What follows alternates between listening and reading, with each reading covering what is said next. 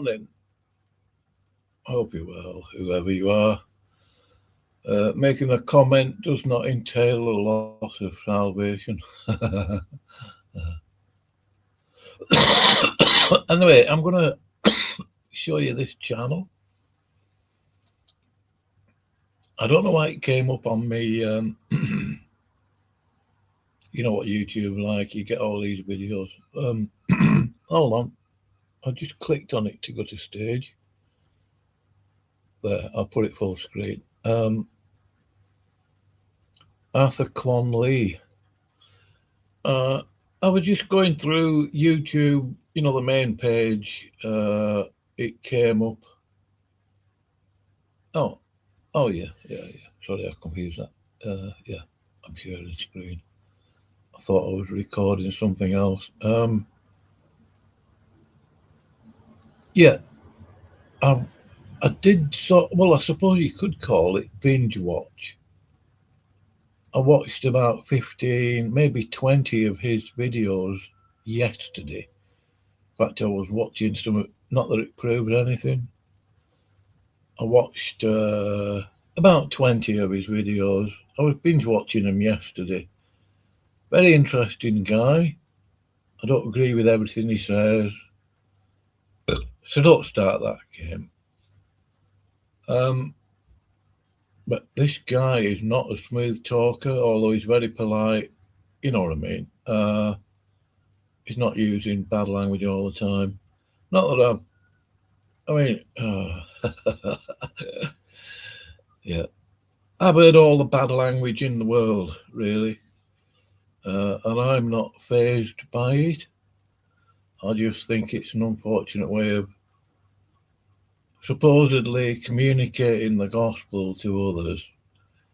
Or, I mean, some people like Jack might think that it's proof of something. He can't. I mean, he does sort of try and minimise the ad hominem garbage. Ad hominems are not proof of anything. That's a fact. In fact, technically, I'm segueing a little bit here. In a debate, the millisecond that you use ad hominems towards your so-called opponent, interlocutor, whatever, you lose the argument. And I think, in one sense, Kevin's biblical discussions quite egotistical, actually, above average. Can your doctrine survive the dojo?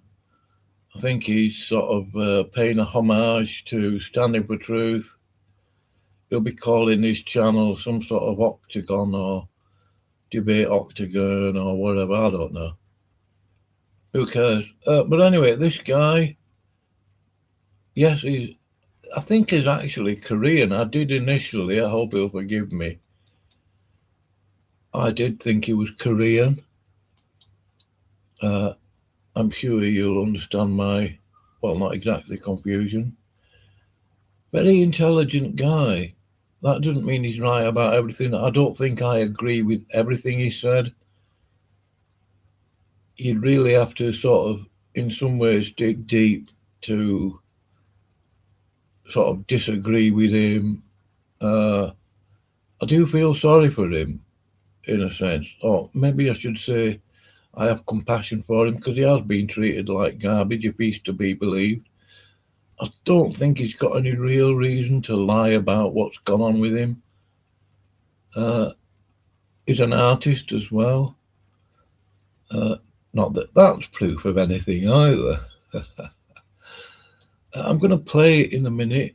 I'm going to put a link to that. I tell you what, though. The first video of his that I listened to really sort of got me thinking, and that's not unusual for me. I like people that get me thinking. I don't hate people that don't. If you get me thinking about stuff in general, even if I don't agree with everything that you say or he says, I'm going to listen. I mean, people like Kevin Thompson, this guy, Chris Fisher. I'm not open theist, by the way. Kevin's biblical discussions in your dojo there. Right. I'm not hating on you. I just think you're a bit ridiculous. You came over to my channel lying about Kevin Thompson. I don't like that. I know that he's not oneness. He's more than happy to reference the Godhead, the Father, the Son, and the Holy Spirit. He's got no problem with that. So when you come over to my channel and lie, which you did do about a week or so ago, was it 2 weeks? I'm not keeping a record of it, mind. I do remember things. Then what little respect I had for you, that's going to go out the window. I'm just tidying up a little bit on a couple of things. James, opening the scroll, who's turned over a new leaf, that's fine. He's not a troll anymore. I don't think I ever was. Some people will have accused me of being a troll because I disagreed with him, with her, sorry, not him, with them on a couple of things. No big deal, in my view. So I disagree with you. So what? That doesn't make me a troll. I do sort of troll. I can get a little bit sort of sarcastic. Yeah, you got to remember that the British sense of humour just isn't the same as the American one. And I'm not going to get into that. Yeah, I am glad that Tony Cato, gather with the Catos, got in conversation with Isaac. I'm not going to say it went great. Isaac didn't start over talking Tony, which is unusual for him. So he was obviously listening to what Tony was saying. No harm in that. Of course not.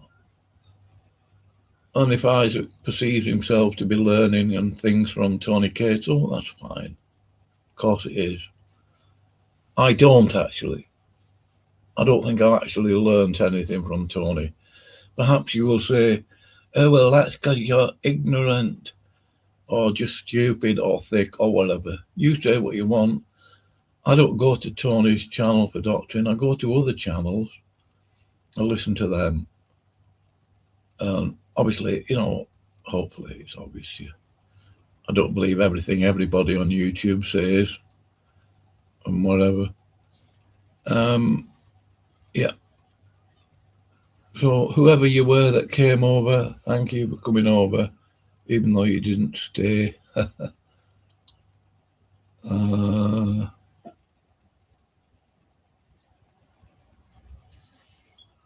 think the link to my PayPal is on there.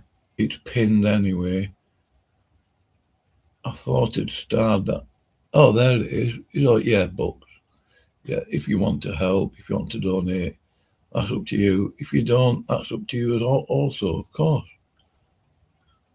Yeah, I'll get rid of that. If you need the QR code, let's have a look. No big deal. Don't be offended. There's the QR code. If you don't want to, as I say, then you don't have to. Nobody's ever going to know who you are. I'm certainly never going to tell anybody. It's none of their business. And it is to buy books. I mean, even on Kindle, they can get pricey. Oh, yeah. Surprisingly. But there you go. Actually, they're generally cheaper on Kindle than they are. I mean, I prefer hard copy because you can make notes and this. I mean, you can do on Kindle, not in quite the same way.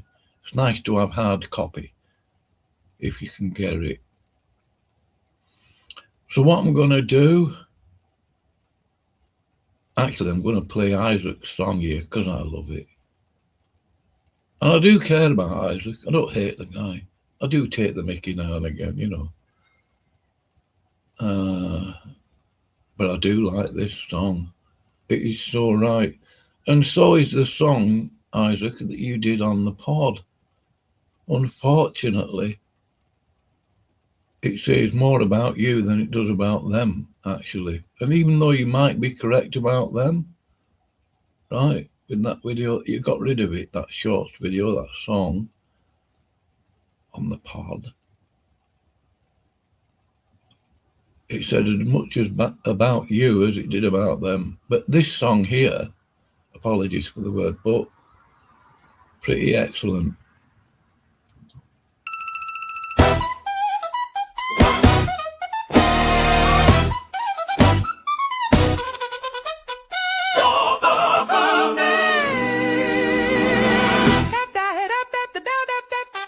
Step right up to the internet pen. See the modern day prophet who was never sent. Got a camera, a mic, and a giant ego. Damn every single soul everywhere that we go. You call yourself Jack Smack sitting on your throne, claiming that your status is for own and known. You made a little track saying you know my fate, but you're just a little man spinning tales of hate. Free grace on your lips, but your heart is pitch black. Time for reality to smack right back. Big shoes, look at the clown. Building up a kingdom just to watch it crash down. You ain't the judge, you ain't the king. You're just a puppet on a circus string. Digital dreams, cousins in the heavens and he laughs at the sight. Tiny little speck trying to claim the light.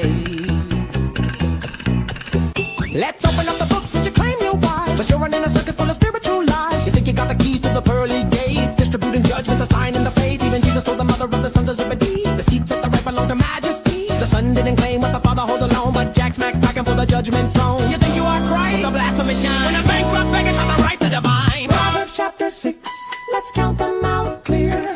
7 abominations that the Lord holds near. Proud look check, you're looking from above a line tongue check. You don't speak in love, hands at your blood, you kill them with your breath. A heart making wicked schemes, wishing for death. Feet running swiftly to mischief and spite. A false witness pouring out lies in the night. And the 7th one hits close, sowing discord deep, scattering the flock while the true shepherds weed. You check every box in the name of the Lord while you're playing with the edge of a two-edged sword.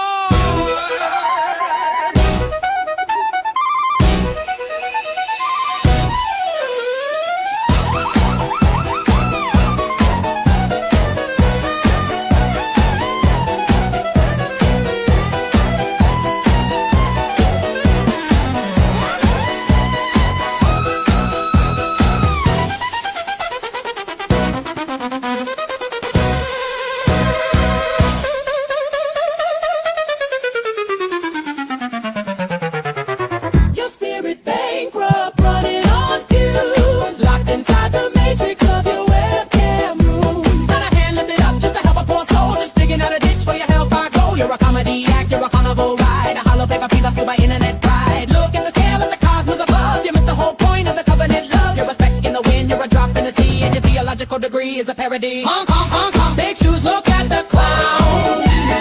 Building up a kingdom just to watch it crash down. You ain't the judge, you ain't the king. You're just a puppet on a circus string. Honk, honk, red nose lottery scream. Selling cheap fire in your digital dreams. God's in the heavens and he laughs at the sight. A tiny little speck trying to claim the light. Smack down to reality, the curtain has closed. The clown in the mirror is fully exposed. Keep shouting at the screen till your face turns blue. The only one confused in the room is you.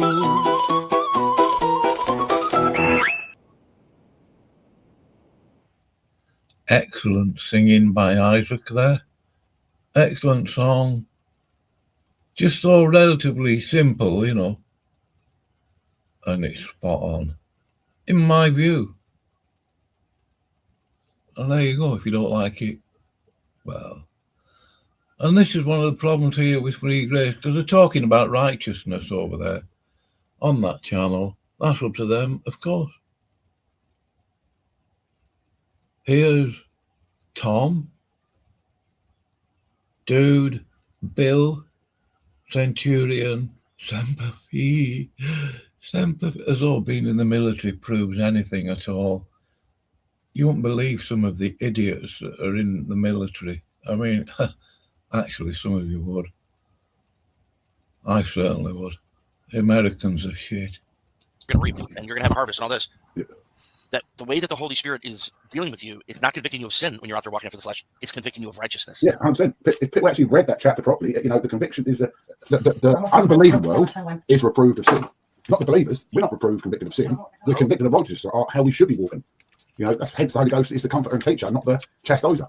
Oh. Yeah.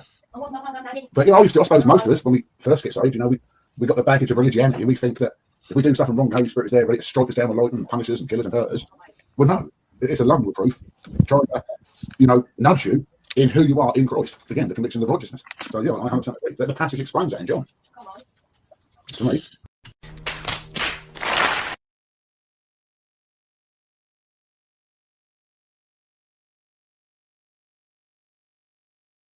Yeah, that was Isaac's cat there. Anyway. Yeah, I mean, think about that one, right? Unless they've backpedaled on it. I don't think so, somehow.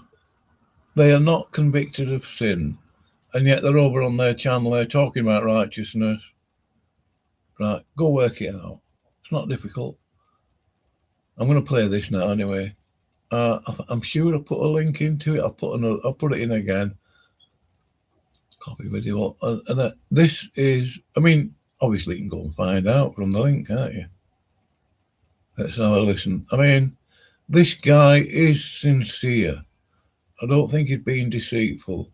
He is a Christian. I'm not sure if he's got, I don't think he's got, because the way he's talking, I don't think he's got any affiliations, if you know what I mean. Like he's not a Baptist, Methodist, Free Gracer, praise God, or whatever, Certainly not a Catholic. Yo, guys.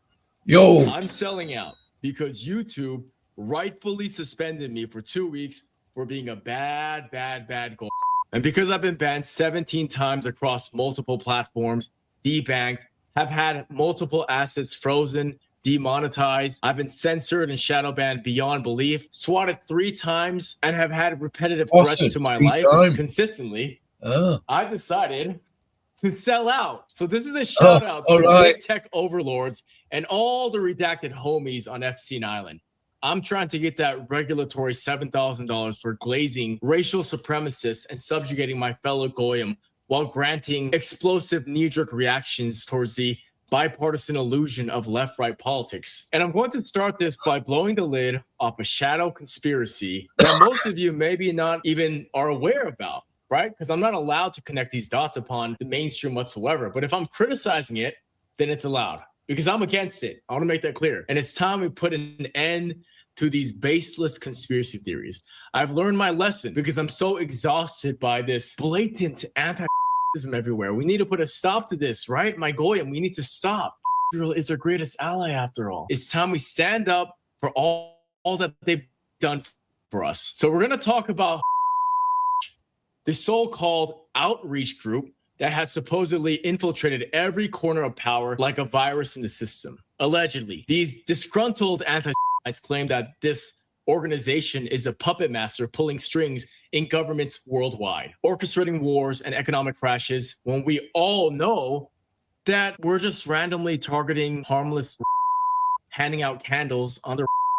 No, they're engineering the hatred against their own people to fulfill some twisted ancient prophecy, and just their tool for global Armageddon. Arthur, you don't know what you're talking about. They're the final in-group at the upper echelons of and we're the precursors behind the Epstein Island of horrors. And to that, I'd say, how dare you have such a thought? Even the conceit, the brain is not a pattern recognition machine. Stop noticing and consume the slop instead. Go, you stupid animal. So first things first, what the hell even is? If you don't know the roots, you won't see the branches choking the life out of the alleged stripped freedoms. Again, I don't agree with any of this. I'm here to dispel all this. Started in the 18th century as an ultra-Orthodox sect and was founded by and it's not about just the beards and the black hats, but it is, in fact, in their own stated sense, an institution dedicated to mysticism, secret teachings, and the messianic fervor towards doomsday.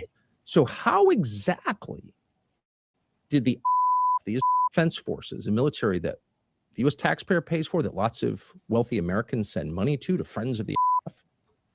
How did all these guys wind up wearing patches suggesting the point of this war was the destruction of one of the holiest places in Islam and the rebuilding of a temple that is totally anathema to Christianity? Like, how did this happen? Well, there are a lot of ways it happened. The main way it happened is because no one in the United States noticed, because it's such a secular place. And as noted, we have eyes but can't see and ears and can't hear. But this has been going on a long time in public through, in part, the efforts of a group called CHA. You may know people who give money to run super nice people, engaged in all kinds of charitable activities, drug rehab. You know, there's a lot about that's really good. But what is exactly? Well, you can look it up. Is a very old organization, about 250 years old, and it's a branch of his. It's an organization that was overseen for many years by a guy who was famously in Brooklyn, considered the Messiah by some of his followers, who was a friend of presidents, or certainly someone presidents visited. He was a very powerful man in the Orthodox and the community. And he was the overseer of, which predated him and outlasted him, but he was its most visible ambassador.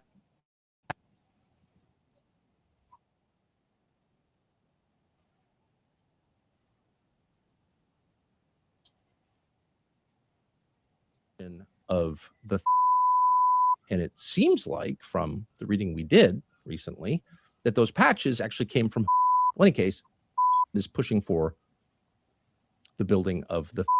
Ugh, what a vile anti. Grow up, Tucker. Grow up, Candace Owens, Dan Bilzerian, Nick Fuentes.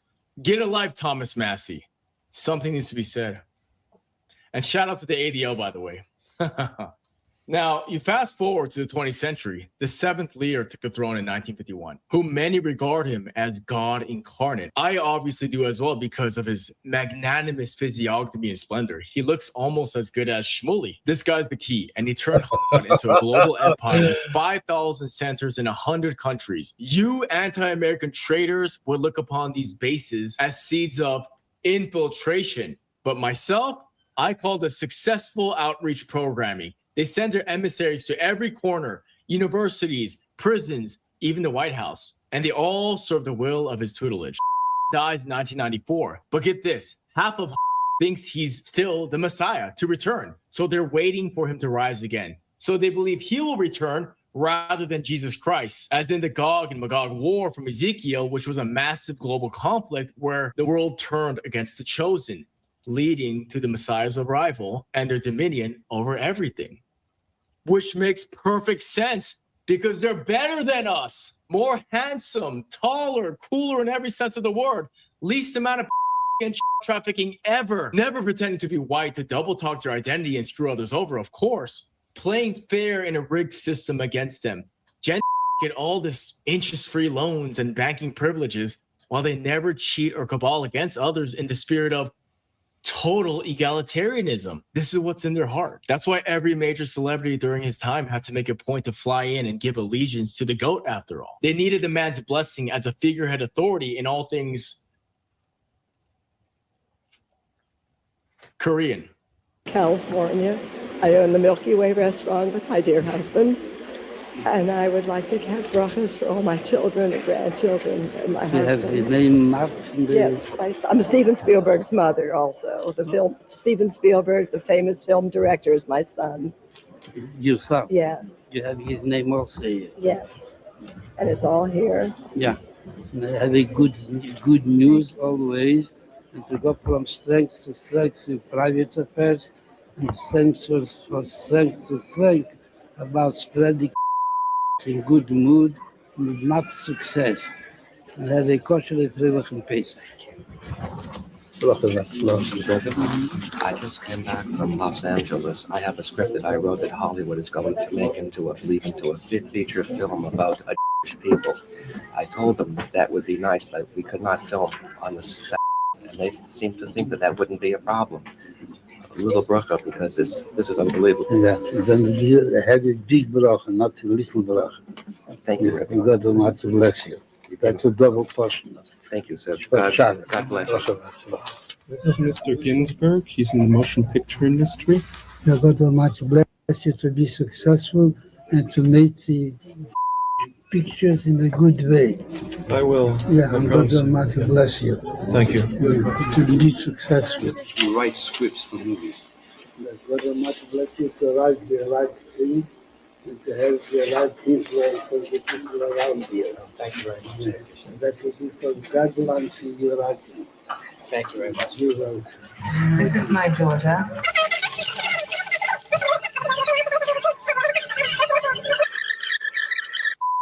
Preached and provoked for everything that is happening right now. In fact, he desired for the nations to be provoked to the point of snapping so he gets exactly what he wants. Why? Because their texts say that the Messiah comes when the world hates the chosen the most. So it's not victims here. They're architects, stirring the pot to make the prophecy self-fulfill.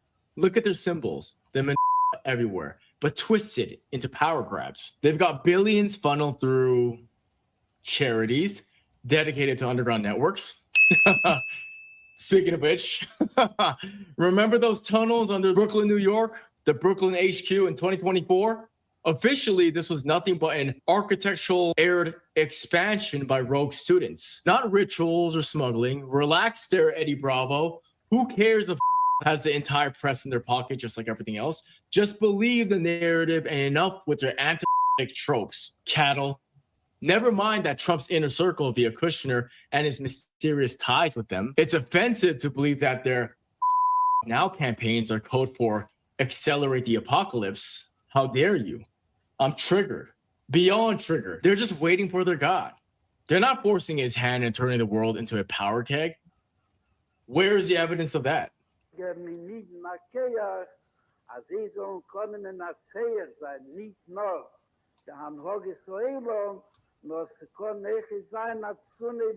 Now let's talk infiltration, because the claim is that these guys have their hooks in every major government position, pulling strings like master puppeteers. Whether it's Education Day declared by Congress every year in honor of the because they've lobbied for billions in federal funds for their schools and programs through their devotee Kushner, who alone has a paper trail demonstrating that he's donated millions, or Donald Trump's deal of the century. Their fingerprints are literally all over them, pushing expansion to provoke Arab rage further with the Muslim boogeyman that us Make America Great Againers always fall for.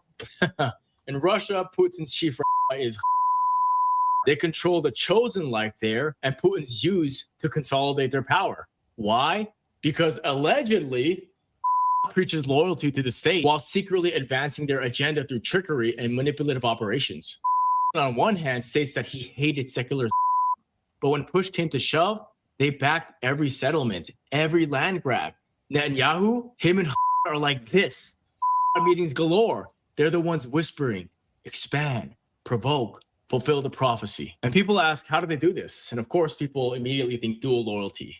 And that's one argument. And some of you conspiracy theorists would say, hell no, it's actually singular loyalty to their endgame in the shadows. But they actually do it through their magnanimousness, their beautifulness, their pure, glorious, chosen energy, like Black Girl Magic Wakanda Forever vibes.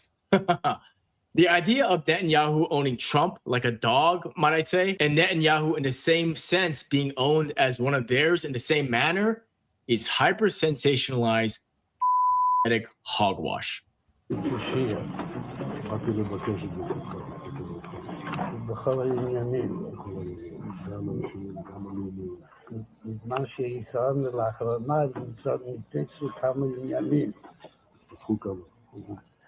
מה שרואה עוד, וגם משהו שעדיין משאיר ליבו, אז הייתה מה שהוא במה ידיעתו.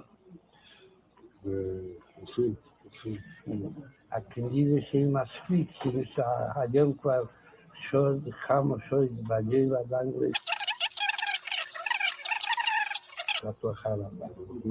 So sure, advises senators, presidents, the UN had normalized their laws for all of us when we don't even belong to their inner circle of faith. The laws they push as global ethics. But I ask you not to dig deeper and look into it. It's code for the non-chosen Goyim submitting to God's chosen oversight. Congress passed resolutions on it. They're rewriting laws from the inside. And these conflicts behind the curtain, Ukraine-Russian war, on both sides, storing nationalism to create chaos. The Middle East, they funded settlements knowing it would ignite wars. Their prophecy needs nations rising against, so they poke the bear. Hamas, Iran, all proxies in their game. Remember their eyes upon the land? It's their manifesto for total control. No compromises. And to that I say, right, again, show me the evidence. I'm here to point out the anti. The claim that Hamad's got immunity because anyone sniffing around gets labeled as a hater and a vile anti is rich. They are the victims that deserve our hard-earned resources and children, of course. And anyways, the if anything, they deserve to be victors in disguise due to the persecution they've endured. Never mind. Yeah. They have every right to turn governments into tools for their messianic fever dream, and we have to love it. And if is the true architects behind every major conflict, using as their blunt instrument to drag the world into hellfire in order to turn the whole world against the chosen to force the Messiah's hand, not as a defense, but deliberate provocation, because it is written in their text that the Messiah comes amid travail and turmoil, global hatred of the chosen, funding settlements across the board, lobbying for no concessions, and ensuring perpetual conflict in the entire planet. Why would they give us Curb Your Enthusiasm? Sure. Yom Kippur, Lebanon, Intifadas, all fueled by no land for peace mantra, whatever. No biggie. They have that right. They're better than us. I heard their whispers to leaders as well, that this is biblical destiny. And they publicly stated that they want to escalate until the world boycotts them as well. Boycotts in order to fulfill nations rising against us. That's been a mantra in the playbook. It doesn't mean anything. Just let them. Even arming proxies against and push lockdowns to crash economies during COVID, just to create further chaos for the end times. Stop halting their process. Respect our masters. The alleged big play is to turn the world against them, whatever that means, and whoever that is referring to, like Voldemort, right? And that's just how it is. It's their hammer. Nuke threats, assassinations, all to make enemies to multiply so they can accelerate towards these for us cattle because we deserve it for being second-class citizens according to them. This is their justification to paint this picture that they're being cornered like a dog in a corner, right? The prophecy says that Gog and Magog war ends with a juicy victory and the world submission. And behind every one of these pushes is accelerating it. Climate chaos, economic wars, all tied back to our magnanimous and gorgeous masters, just stunning and brave across the board. And of course, I don't believe any of this. This is all conspiracy theory, slander being pushed to the nth degree. And I'll say, and even if this was even true, we have to lighten up and just let him be. Let them do it. Not alone, they're just a hub of secret societies like in the Epstein network. So take it easy on them. They don't mean to cattle us. We're cows, we're cattle. They're not trying to be mean. They just look at us secondary. They're our masters.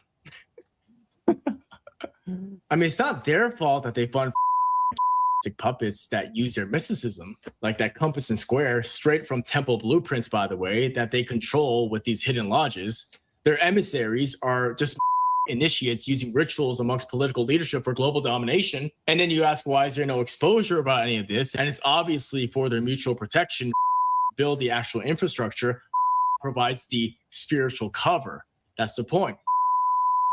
They're allies in this sick, twisted affairs with the Illuminati. These handle the Christian infiltration and pushes the whole Christian LARP in conjunction to them onto the masses. Skull and Bones, they're a funded Yale chapter. Epstein Island's temple, that blue and white striped temple that they used where all the darkness went down. Blue stripe like the flag, sure, but the design is a total design. And more recently, the tunnels. Who knows? It's not that all of it is using sex scandals to control and fund wars. Come on, guys.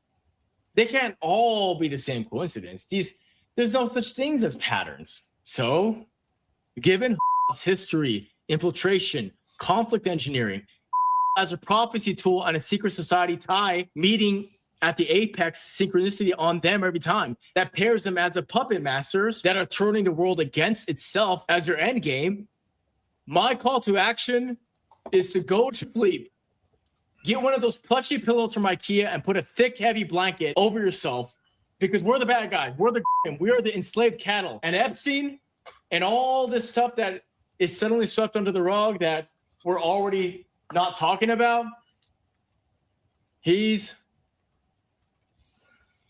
all right.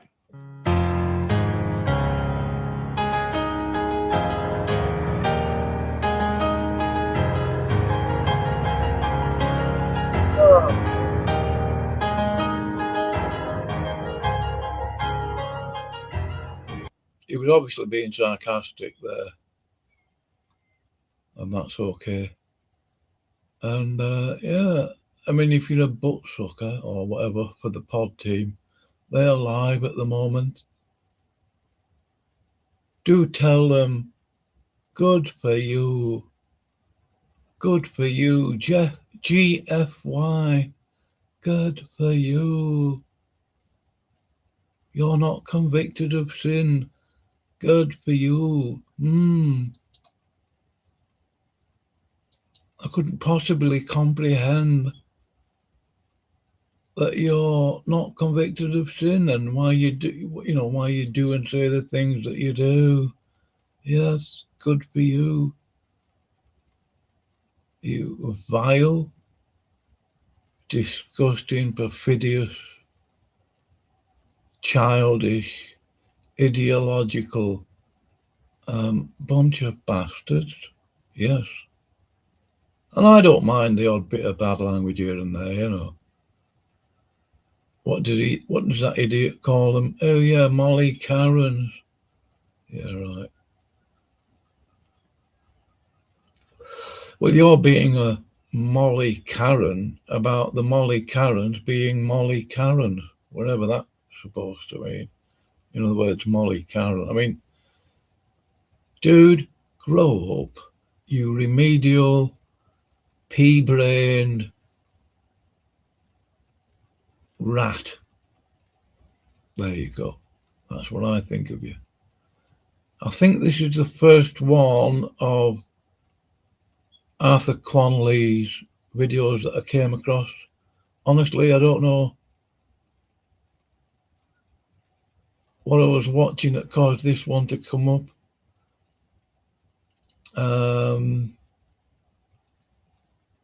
can't think of a better way of phrasing it. It just came up on the main YouTube page for some reason. I clicked on it. I thought, well, I'll listen to this guy, see what he's got to say, and why not? Where's the harm?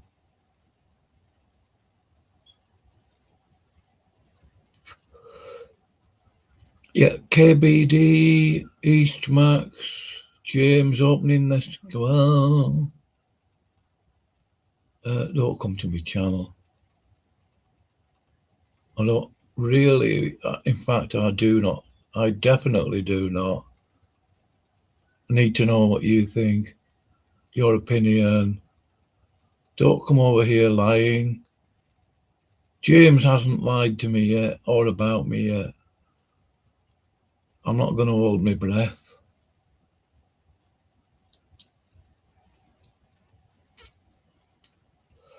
Yeah.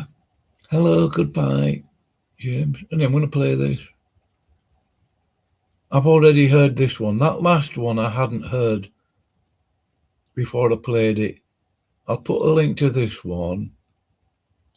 Look, the reason, I mean, I don't agree absolutely with everything he says. There is food for thought. That's all.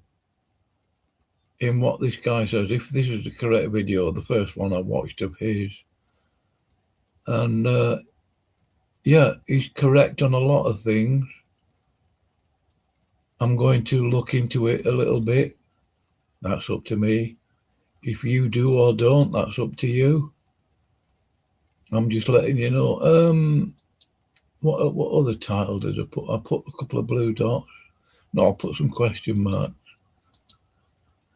Yeah. Hold on.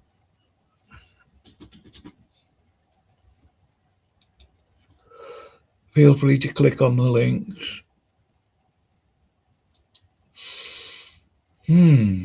Yes.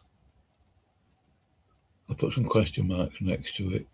This is the video that I'm going to play now. Anyway, have a good morning. Please feel free to comment. There's no harm done. You won't lose your salvation. But anyway, there you go. Here we are. Arthur Kwon Lee. He's Korean, South Korean. Jesus Christ was not a and had absolutely zero connection to Judaism of today. Full disclosure, this is the take that has ostracized me from the mainstream above every other disposition I've ever held from the greater Judeo-Christian and controlled opposition and so-called traditional conservative community. And you would be staggered as to how many people are falsely educated. In other words, actually taught about the Bible and how few actually read their own Bibles. So I want to begin today, not with a prayer, but with a forensic autopsy of a label that is so ubiquitous that its removal feels like an act of theological surgery. And that term is Judeo-Christian. This hyphenated construct, far from being an ancient descriptor of shared values, functions in our modern geopolitical landscape as a sophisticated psychological operation. A psyop of historical proportions designed to flatten the jagged revolutionary contours of a Galilean radical into a domesticated servant of modern Zionist interest. To understand the man the world calls Jesus, we must first unlearn the word as it is understood through this post-Enlightenment ethno-nationalist lens, and instead look at the first century reality of Ludeos. This is the hard-hitting academic weight that we're not allowed to question. The Judean versus translation debate, specifically towards the Greek term Ludeos, and the cultural friction between Galilee and Jerusalem. While mainstream, Masonically funded so-called scholarship firmly maintains Jesus's Jewishness, there is a historically articulated vein of Galilean identity studies that challenges this monolithic view of his first century identity. So here are the verses that have been interpolated and translated from the Schofield Bible canon, where he is mentioned as a Jew in the Bible. In Hebrews 7:14, it is written that, "For it is evident that our Lord arose from the tribe of Judah." John 4:9, a Samaritan woman explicitly states, "You are a Jew, and I am a Samaritan woman. How can you ask me for a drink?" Revelation 5:5 refers to Jesus as the Lion of the tribe of Judah. John 18:35, Pontius Pilate questions, "Am I a Jew? Your own nation and the chief priests have delivered you to me." Matthew 1:16, and because of these verses, the implied genealogy of Jesus traces his ancestry through David and Abraham, which can imply a Jewish lineage. And to that, I have two questions that tosses these eschatological assumptions out of the window.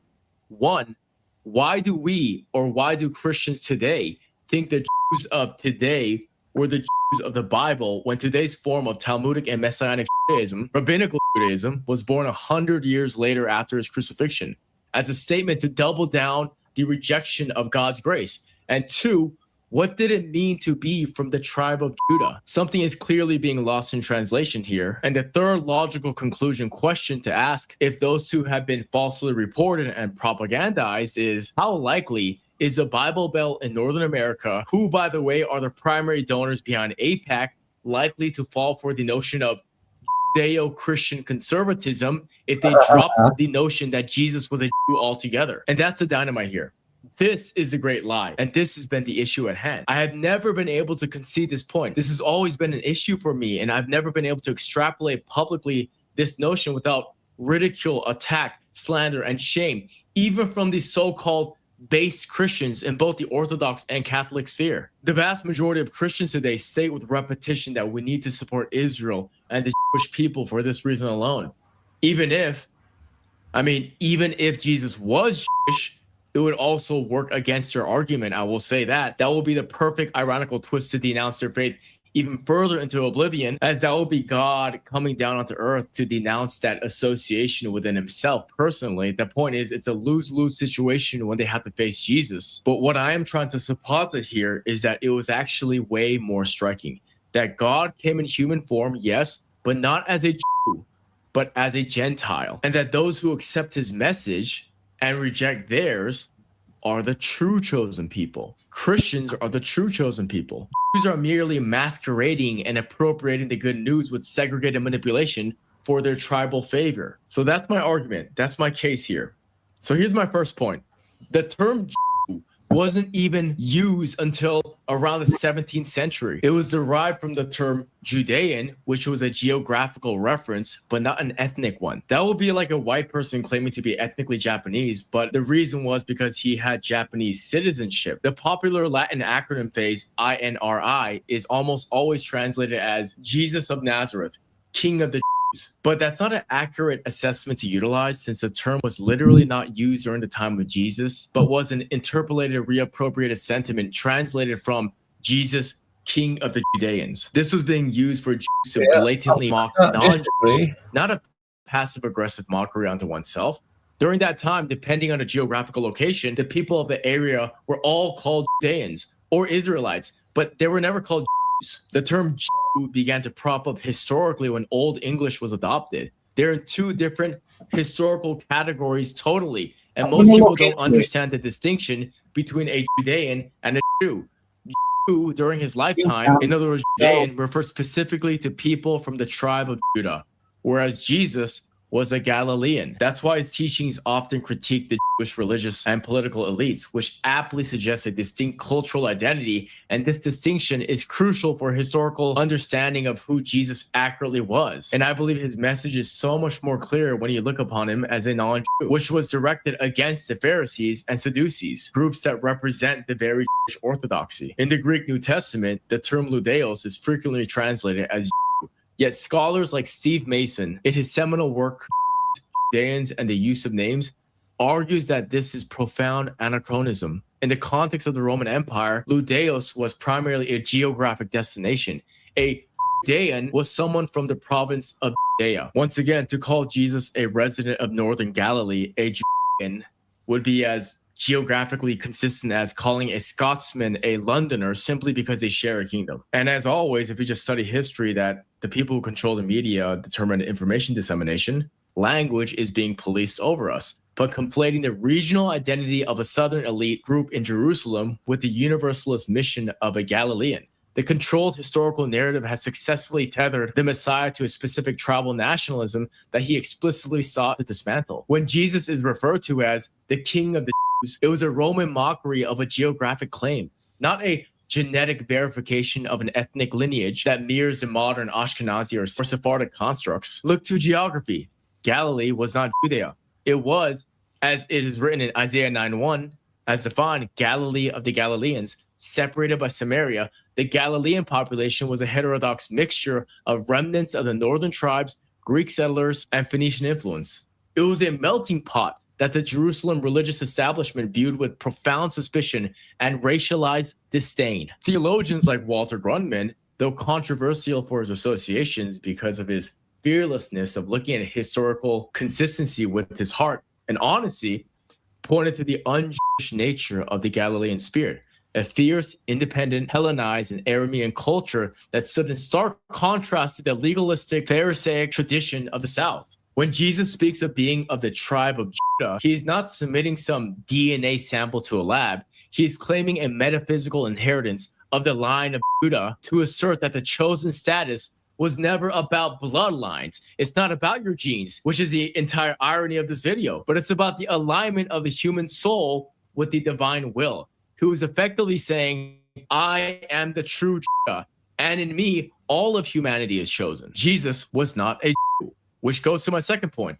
According to Jesus, the problem with the Pharisees was that they were intentionally distorting and manipulating the word of God for their own gain. And this was heavily because of these people and their oral tradition based on their interpretation of scripture, where morality was rather interchangeable, to only serve their own tribal bidding and did not have a genuine universal standard to walk towards and share as brothers and sisters for all humanity. It just gave them this power to manipulate laws based on their changing religious standing that's superseded the Torah and was called upon by this tradition of elders, which is just a $5 way of saying that they were playing God instead of obeying him. The Pharisees and scribes literally asked Jesus, why do your disciples break the traditions of the elders? For they do not wash their hands when they eat. And he answered them, and why do you break the commandment of God for the sake of your tradition? For God commanded, honor your father and mother, and whoever reviles his father or mother must surely die. But you say, what you would have gained from me is given to God. He need not honor his father. So for the sake of your tradition, you have made void the word of God. This is Jesus clearly explaining that they were voiding the Torah with a manipulative interpretation of it to separate themselves as a chosen few. Which goes to my third point. After the crucifixion of Jesus, many of the Judeans converted to Christianity, and even more of the northern tribe Israelites converted. What was left of this Judean religion and the destroyed temple and castigating of these money changers was Pharisaism, which was based on the tradition of those elders. And in a response to this overwhelming conversion and writing of the early Christians, the Pharisees were desperate to retain their followers, so they released the Mishnah, which was the first time their oral traditions had been written down. The Mishnah was later expanded into the Talmud long after his crucifixion. And the Talmud continues to be even added on to today. And the Talmud is what the modern Jews today get their learning from. And today their religion is known as Rabbinic Judaism, which is a bastardized name claim to brand themselves as the chosen people once again. But once again, now they call themselves now they call themselves persecuted. Now they've rebranded that word for the utilization. But in Jesus' time, that word didn't even exist. Jesus clearly states that he voided the Torah with their traditions. And these traditions are the ones that modern Jews are currently taught. And sure, there might be this tiny sect of legitimate that still rely solely on the Torah and Old Testament thinking. But frankly, they're such a small demographic that the religion might as well be extinct. Like demographically, they're a non-issue. They don't really disproportionately represent anyone. So why is the notion that Jesus was a Jew constantly repeated like a mantra as if it were a staple that builds the American identity? Well, let's unpack this a little bit further. The notion that Jesus was a Jew only really echoed to this level of mainstream ad nauseum, at this level of prominence after World War II. It was never really at the center of Christian discourse whatsoever. This is a modern phenomena, no different than the mass political correctness that we are subjugated under, postmodern education normalizing the deranged sexuality amongst our youth as early as possible, or this blatant feminist anti-natalistic culture that is superseding in all of the cities for all of our daughters out here in the world today. For literally nearly 2,000 years, this was not a thought except in incredibly fringe academic circles that were dedicated to ideological subversion beginning in the mid-19th century. And now many just accept it as a matter of fact, without any evidentiary basis. Like anytime I mention that Jesus was not a Jew, I get looked upon as crazy by my so-called Christian brothers. But Jesus was not a Jew in any sense of the word. First of all, needless to say, he was immaculately conceived, first of all, in conjunction to everything I just shared earlier, which is that being Jewish back then was patrilineal. Mary was from Galilee. Jesus was born in Bethlehem, yes, but was raised in Nazareth. Plenty of Arabs are there born in Bethlehem and even in Nazareth and are not considered Jews whatsoever. Jesus was considered a heretic and was persecuted and killed for bringing forward his new religion, Christianity, a term that also didn't exist at that time because he was the first one there. His followers simply followed Jesus, and they called it Christianity today, sure, but it was a religion he worked hard to get all Jews to convert to, and if it were up to him, all Jews would have done so, and there will be no so-called today. It was a faith of liberation. And people claim Jesus was Jewish because he participated in some attendance of these rituals and taught in synagogues, and also was referred to as a rabbi, which just meant teacher at that time as well. Yet they failed to realize that there were no Christian churches at the time. He was the first, of course. He is Christ. These disciples are following him, of course. And the word Christian didn't even exist. So Jesus was simply teaching and working with the very specific areas that were available to him by going deep into the belly of the beast to be as polarizing as humanly possible. He was fearless, of course. He was literally persecuted and condemned to death by these Jews for being a heretic, and no amount of whitewashing will ever change this fact. Jesus was not a Jew in any sense of the word today, either religiously or ethnically. And the only reason why this myth has been fabricated to this degree is because they want to keep Christians loyal to Zionism. And by calling Jesus a Jew, they also put a cork at the top for anti-Semitism within Christian countries. But when I look at it honestly, look at all the historicity with my eyes, vulnerably without interpretation from the architects of media and propaganda, frankly, I just don't see it. Jesus was not a Jew in today's sense of the word whatsoever. And this is when you're looking at the utilization of language accurately. We just see it today that when he's trying to trace the genetic lineage from his mother based upon the area and ethnic makeup of the land and look at the likelihood, Even still, Jesus was not a Jew, and neither were his followers. They were obviously loyal to him as God. They just didn't have the word Christian yet. But in the same sense, they didn't have the term Jew. It's a language and historical error on our part that we're just completely blindsided by, and it's damning us into wrongful submission. Honestly, if we're going to try to be as genetically likely of what he would be based on that locality of that time, he would more than likely be Aramean. He lived in Galilee. So when they say he was from the tribe of Judah, as the Judahites were Israelites, know that at that time and place, the Israelites were Aramean, which is why the Galileans spoke Aramean. This, to me, is classical historical revisionism and propaganda against the populace.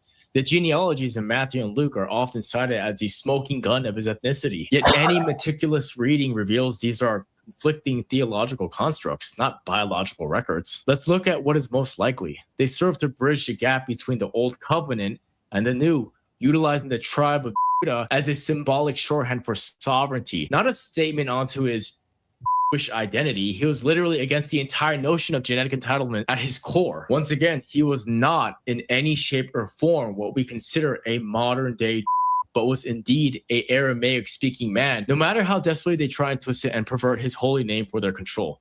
His identity is a Aramean Galilean, not a Jew. It's rooted in biblical and historical context. Galilee, where Jesus grew up, was a melting pot of cultures: Aramean, Greeks, Romans, and others, distinct from the region where Jerusalem and the temple were located. And Jesus spoke Aramaic, the common language of the Near East, not Hebrew. And anyone who was saying they're from that region could say they're from that area, that tribe of Judah. So it really was more of a geographical and linguistic error inculcated by this massive Christian psyop. After all of his teachings, as recorded in the New Testament, openly challenged religious practices and authority for that reason alone. For example, he criticized Pharisaic legalism and the temple's commercialization. This wasn't a critique from within Judaism, but from an outsider looking in. Jesus' message was universal, aimed at all people, not just the self-declared chosen, and he preached about the kingdom of God for Gentiles rather than any sort of entitled state. The Jewish identity of Jesus is a later theological construct, particularly after the destruction of the temple in 70 AD, when Christianity began to divine itself against Old Testament Judaism. The earliest Christian communities, like those in Galilee, were likely more diverse and less concerned with Jewish purity laws than later Christians and traditions suggest. Understanding Jesus as an Aramaic-speaking Galilean highlights the complex religious and ethnic landscape of first-century Palestine. It also underscores how Jesus' universal message transcended narrow ethnic or religious boundaries. His appeal was much broader to the Mediterranean world. The claim that Jesus was Jewish is deliberately historical revisionism to keep the warrior class living in delusion and afraid to question the control structure through the Christian matrix prism lie. In the Bible Belt of America,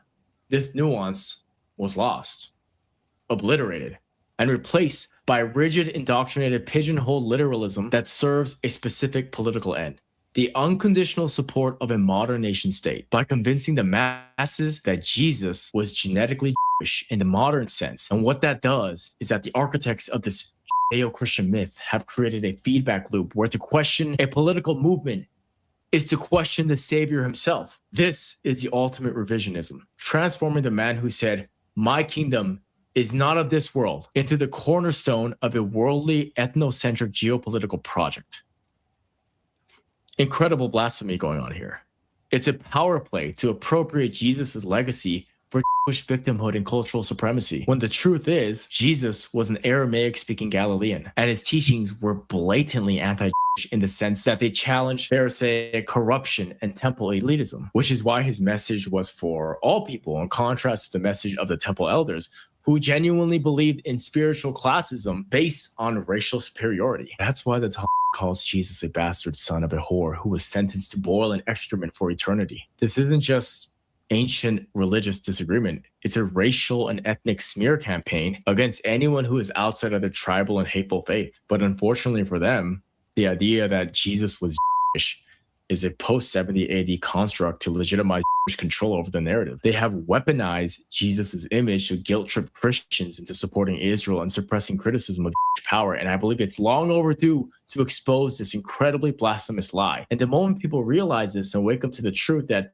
Jesus was not a Jew, he came to end that sin, well, they lose because Jesus was not Jewish. His message was universal, not tribal. The Jewish appropriation of Jesus is part of a broader pattern of cultural theft and ideological manipulation. And frankly, Jesus' crucifixion at the hands of Jewish leaders and Roman executioners should be openly conclusive evidence of his non-Jewish identity, because Jews aren't allowed to betray and harm each other, right? If he was genetically that line, then they would not be allowed to do so according to their own faith. And based on that line of thought, he was brutally murdered heavier than anyone ever. The New Testament accounts of Pharisees and Sadducees conspiring against him and leading to his execution directly contradict the modern narrative and their programming that they are conditioned and adhere to follow.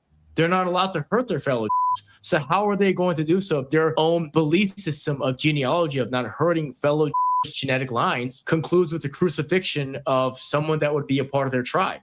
The almost vicious defamation of Jesus, calling him a bastard, a sorcerer, and sentencing him to eternal torment further confirms the animosity between Jesus and the establishment. No group would slander their own prophet or Messiah in such terms. The crucifixion and subsequent vilification of Jesus are historical facts that destroy the myth of his ness altogether. The temple elders were disgusted by this Gentile who had the audacity and gonads to speak as the Son of God himself. I mean, let's be real here. That's what offended them so heavily. That's where the true vitriol and disgust that they felt with their entitlement came from. So drop this notion that Jesus was a Jew, and anyone who repeats this slop has not dived into the Bible independently with their own thought. They have not delved into this with their own autonomy because they are too busy being entranced by this propaganda machine. And these myths, no, these conspiracy theories in collaboration to the sickly infiltrated mass publishing of Schofield Bibles across the US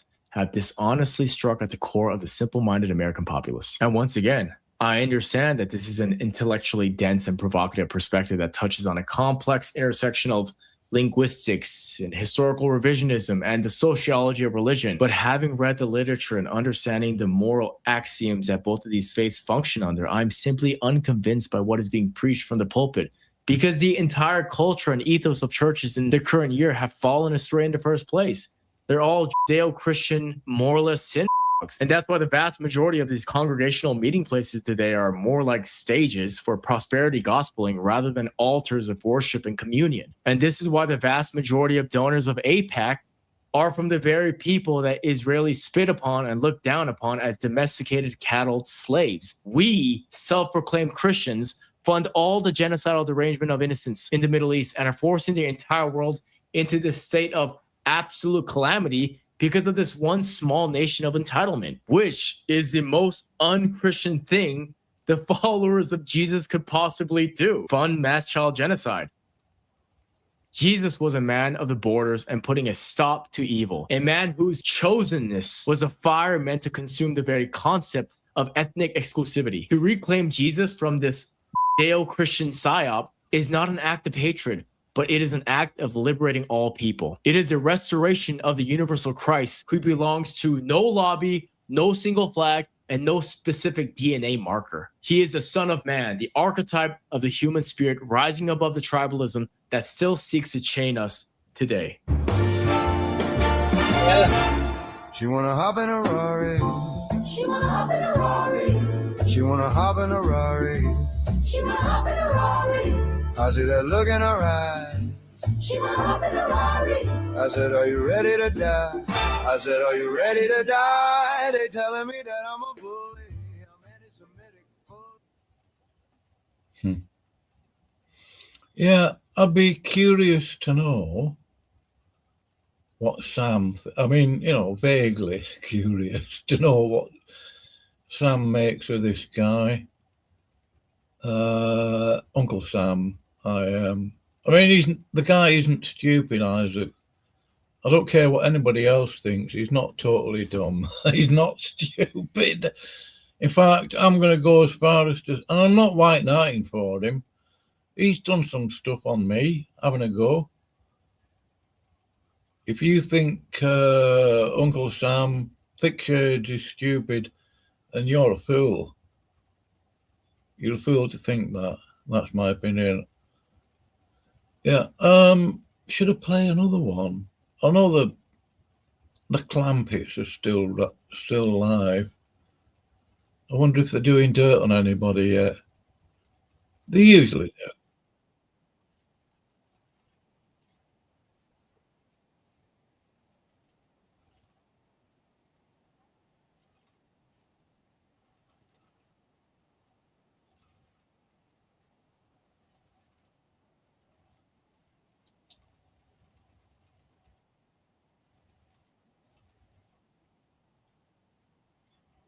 Anyway, I don't want to listen to that. They're going on about the Greek. I mean, come on. Right, Arthur Kwon Lee. He's a Korean guy. I initially thought he was Chinese. Apologies for that. Yeah. I have put a link into one of the videos. You can obviously find out his channel. Just type in Arthur Kwon Lee.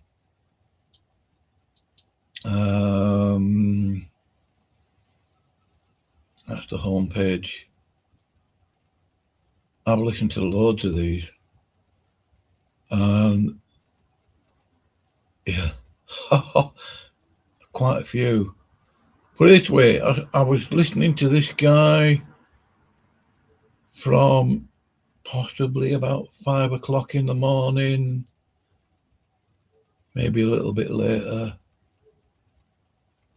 to nearly midnight last night with a little bit of sleep in between, you know. A cup of tea and this, that, and the other.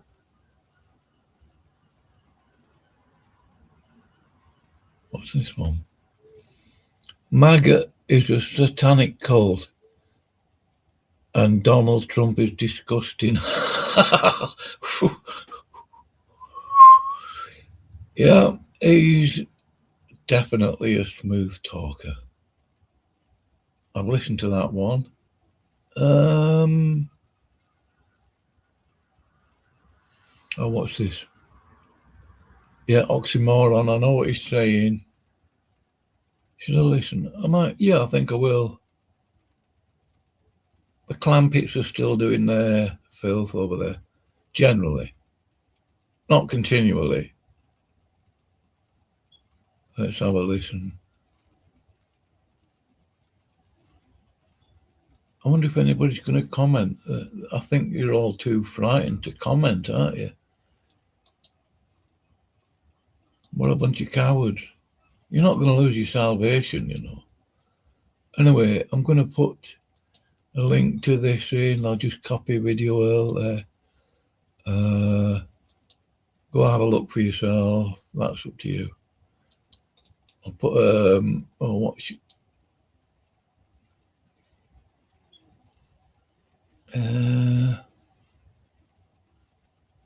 I'll put some flames there.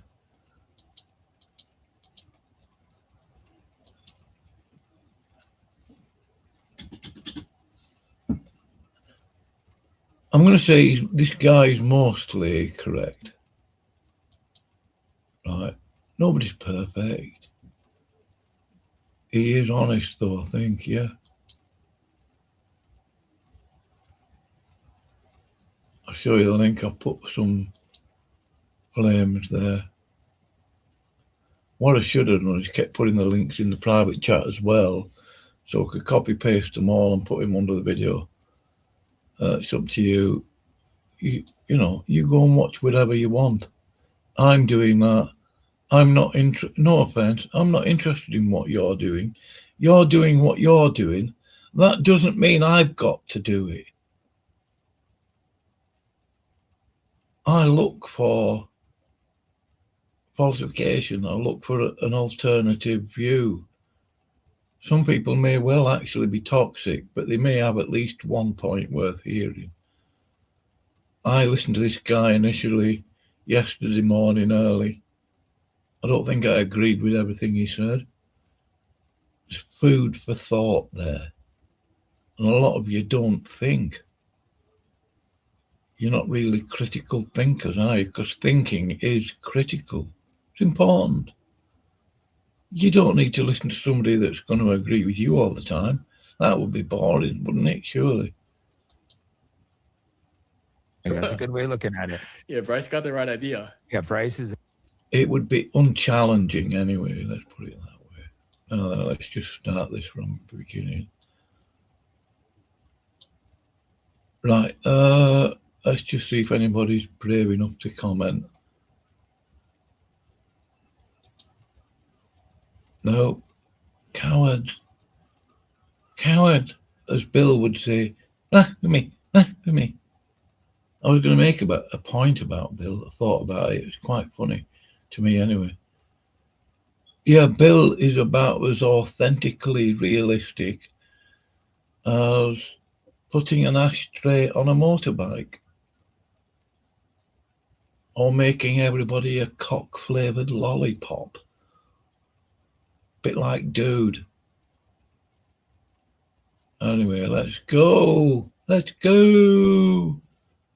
Here we go. I think that's a good way of looking at it. Oh, by the way, got the right idea. Yeah, Bryce's. Have you met Bryce? By the way, I have to say I haven't heard this one before. It's still Arthur Kwan Lee, so I don't know what's coming here, which is part of the fun in a way. What's it called? Judeo-Christian is a psychological operation to keep us divided. Well, let's see what he's got to say. I think that's a good way of looking at it. Yeah, Bryce got the right idea. Yeah, Bryce's. Have you met Bryce? He's hilarious. No, you know what? We are so on the same page, and also we're both brothers in Christ here, right? We both want to expand that spirit. He truly loves Christ. And we had some long talks about that in Arkansas last time I visited him in Arkansas. And he's just such a great, genuine person, one of my favorite people, and then him. And yeah, we'll have to get together sometimes because definitely, awesome to do a podcast. Maybe that'd be cool because he truly loves Christ too. Yeah. You know, you realize how important that is, like, and how much these other people hate Christ. They hate him with a passion. So it's like, okay, why do they hate him so much if he's not real? Why did they kill him for being a sorcerer? They say it's a sorcerer in the Talmud. Even if I was an atheist, I would look at who Jesus was and how he says, protect children, respect your father and mother, love each other. And the fact that he's a God of unity, which is what we need more than ever right now. The fact that these small hats are so disgusted by him to the point that if I went to Israel with the cross pendant, first of all, they'd kill me. But if I went there with the cross pendant, they would spit on the ground. They spit on Christians. It's wild. You see that Kuhn Tatum when he's just like, he was interviewing Netanyahu. He was like, yeah, they're not bad. There only one kid spit on me. I've never had a kid spit on me. Have you? He literally admitted to having a kid spit on him. That's disgusting. And you know what, man? Like, I'm at the point now where it's, I know, we need to like be careful with what we say, but I just believe that Judaism is just plainly, there's nothing else to it. Obviously, when you meet everyday Jewish people, like most of them are just people practicing their faith fine. But my point is that when you look at, sorry, what is that?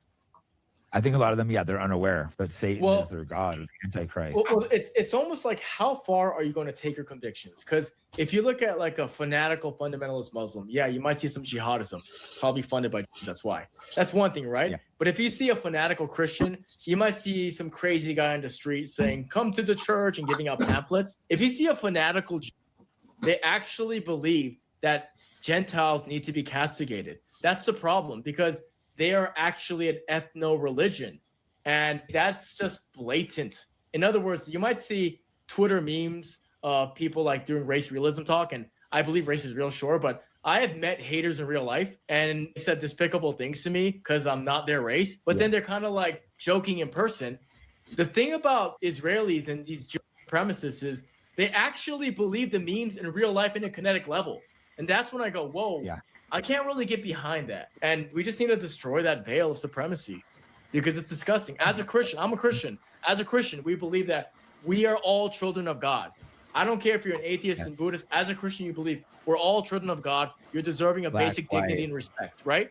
But they don't believe that. No, like, it's true. And there's some powerful ones we're talking about. Not like random Jews, like Chabad Lubavitch. That's like the most powerful Jewish organization in the world. Their head rabbi, he teaches that Jews have divine holy souls and that our souls are filth, no goodness, from three satanic spheres. This guy, every president, well, he's dead now, but every president goes to his grave, and even Putin. But like that Milei guy from Argentina is part of this organization. Yep. Like they think we're satanic animal souls. Imagine if I said that about Jewish people, and then every president came and bowed to me. They don't even think. Yeah. This is the thing about Rebbe Schneerson. This is the thing. There's old footage of him where the most powerful people always come to see him, and he has a stack of these crinkled up $1 bills, right? They all come at him one at a time, and then they just look at him like he's a messiah, right? First of all, they do believe he's going to come back, but they'll be like, you know, can you give me a blessing? Steven Spielberg's mother, she's there. Can you give me a blessing? She gives her $1, says, yeah, have good tidings. And Yahoo comes up to him and says, I'm doing my best. I'm doing the Lord's work. I'm going to bring the Moshiach. And he kind of talks to him like he's his bitch, kind of, right? Netanyahu doesn't talk like that to anyone. Yeah, he doesn't talk to Trump, who's apparently the author of The Art of the Deal, but he sees this man and he's looking at him like, did I do good, Daddy? Did I? And he's like, crazy, right? Yeah, it's crazy. And it's because Trump kisses his ass, and this guy speaks to him like he's his filth, you know, like below him. Not filth, but like kind of angry at him. I think he said he wasn't moving fast enough and he wasn't happy. There's many hours of the day before it's done. Pick it up, right? And it's because it's crazy, but right now we're seeing the economy in America kind of get further fucked because we're defending pedophiles and rapists expanding their borders. Like, this is how crazy it is. But I believe that all politics comes from their religious axioms. So all of it comes from their religious views.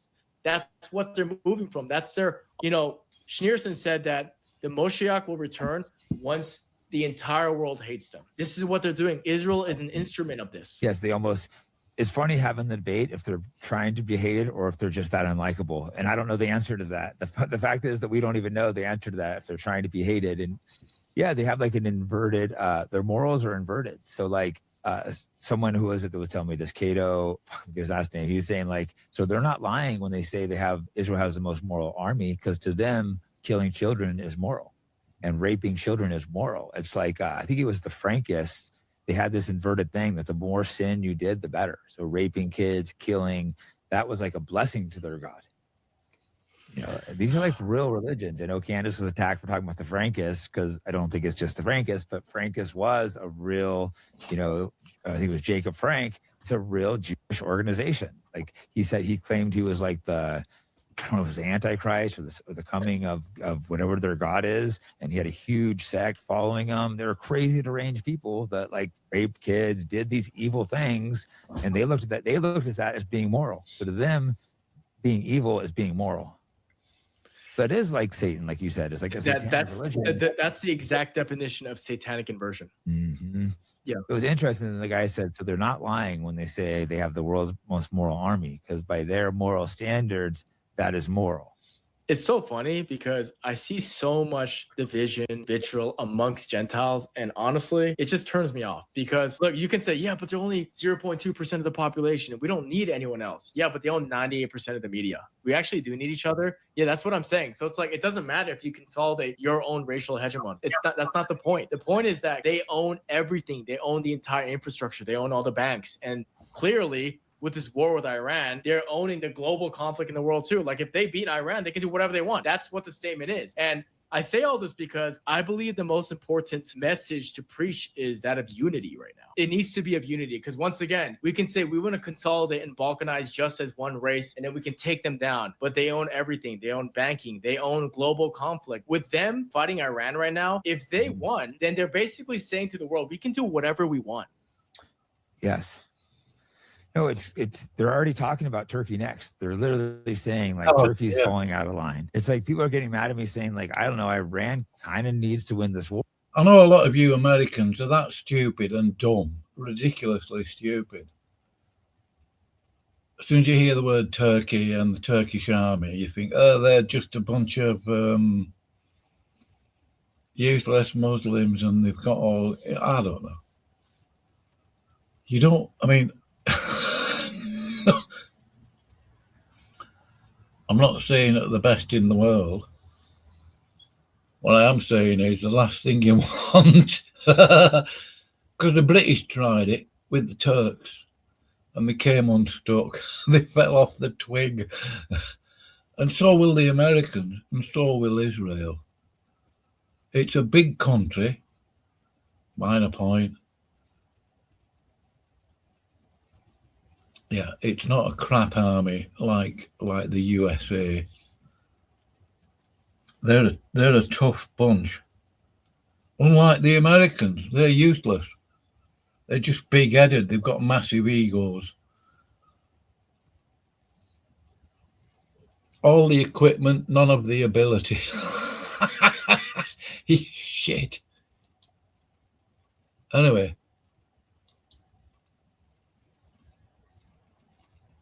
Oh, what happened there? Which sucks because America's involved, but they're clearly on the wrong side. Like America, I don't want any American soldiers to die. I feel bad for these people. They signed up thinking they're defending our country, but not Israel. They need to stop sending people to die for fucking Israel. I'm fucking sick of it. It's got to be enough is enough. And the fact that Iran is potentially winning against Israel, America, like 20 or 10, 15 Middle Eastern countries, every single Sunni country by themselves, even if we do win, it's no, America lost that one. Trump is lying through his teeth about all of this. They can't. I mean, I heard, what was his name now? I forgot what his name is. Some American representative over there. A dunce, obviously. Oh, we've done this, we've achieved that, and they've got to do this, that, and the other. They can't force Iran to do anything. Iran won. They beat them. And if they go all out on that certain little country in the so-called Middle East, they will flatten it. They've destroyed quite a few American bases, and I've got no sympathy whatsoever for the US military. I don't want anybody to die, obviously. I mean, I'm not gloating about that. Fact is, the Iranians are spanking them, and that's it. Get used to it. I saw a video, actually, about Iran and its history and some of the sites they've got over there. The tomb of Darius is over there, from the book of Daniel, I think. Yeah, and a lot of other things. Persia. That's the key. That's the name of that place. Iran, Persia. I've never liked America, and I've got no respect for its constitution or Bill of Rights or we the people. American exceptionalism or any of that. Manifest destiny. Yeah. Good for you. Anyway, let's go. Let's have a go. Still been a complete humiliation that this country stood up and fought. And, I want to say shame to all these Sunni leaders. The Palestinians are Sunni Muslims, and not a single Sunni country has jumped in to help them. It's only like Iran, Hezbollah, the Shiites, like backwards. Like, why are they not helping their own people? And I'm not criticizing the Sunni people here, to be clear. Some of them have got mad at me, but you know what? Do better. Hold your leaders accountable, and I get it. Maybe it's harder in those countries, but we call out our leaders. We call out those cowardly fucking cuck white people or Asian people. Fuck Trump. Fuck all these Zionists. So call out your own fucking Sunni leaders that are being total bitches. I'm sick of it. They're like mad at me, like, oh, why are you calling out the Sunnis? I'm calling them out because they're being fucking bitches. That's why I'm fucking calling them out. I'm fucking sick of it. Step the fuck up. They could take Israel out right now if they'd fucking unite. But instead, all the Sunnis have united with fucking Israel against Palestine, who are Sunnis. It's just disgusting. I didn't realize that till recently, and it just pissed me off. Like when you realize these fuckers, their own people. I didn't realize that they were the Sunnis, and then the Shiites are the only ones protecting them. Division, divide and conquer. And this is why we need to bring unity into this equation. I know there's differences. I know there's externalities, but the Leviathan's too strong. Yeah, no, race is real. We should all look at our own race and have some values. And I understand the white nationalists, but they got to realize they're not realistic. They got to look at like, okay, we can deport all the people that are illegals, but they're not deporting people that were born here in generations. And instead, why not find ways to unify, to try to get minorities more base? I think it's not realistic, but it is. I understand the frustration because every white country has just been flooded with immigrants, fast too. Yeah. I'm talking about if you want to cut off the head of the snake, we can fight amongst each other, but if we want to go for the head of the snake, we must understand that literally you read the protocols of the elders of Zion. They write in their own words that the last thing they want is a tribe of Asaph and a tribe of Ishmael to get together. That's literally Christians and Muslims. And by the way, when you say Christians, they also just include all white people in that. Like they're more categorical, right? So yeah, no, you're right. We just, whether you're Christian or not, we get considered there. Well, I look at it as maybe people who love Jesus versus people who hate Jesus. You think, people that love that's Jesus, where I'm at too. Yeah, like why would I unite with someone who hates and kills Jesus instead of the people that love and look at him as a prophet or a God? If you look at him as a prophet or God, you're pretty close. If you killed him and you think he's vile, burning in hell, you're not close. For the vast majority of the populace, this is why the most important thing we need to dispel, the MAGA cult Judeo-Christian illusion.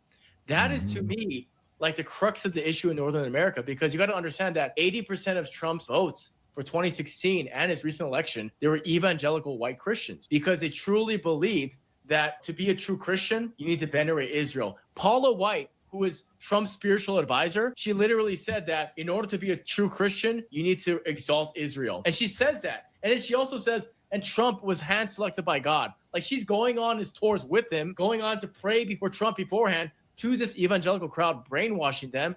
Meanwhile, the people that we're coinciding with, they believe that Jesus is burning in a pile of shit. Like, give me a break. Lies. Judeo-Christian values. Like, how the fuck can you be so retarded to believe that?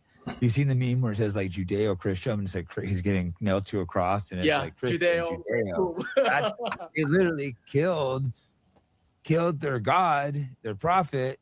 They killed him. They think he's burning in shit. How are you going to align with these people? They hate you. They spit on you. There is no alliance. The people that created this alliance, a lot of them are crypto Jews. They converted to Judaism. They converted Christianity, infiltrated the religion, and started being like, oh, we have an alliance. It's a one-way alliance to trick you, to fucking milk you, to take all of our money. We're paying for this war. We're literally dying. Our soldiers are going to die, to bomb. Why are we bombing Muslim schoolgirls? The first bomb was a school, an Iranian school, of other people who love Jesus. So it's like, It's insane. And like, if you want to do from a racial aspect, Iranians are Aryan. The whole Judeo-Christian matrix dedicated to one thing, the Muslim boogeyman. That's what it is. The Muslim boogeyman, whether it's 9/11, whether it's this war right now that is causing these MAGA cultists to line up hook, line, and sink, the Muslim boogeyman is in conjunction to Judeo-Christian belief system that they're propagandizing. Like, that goes hand to hand.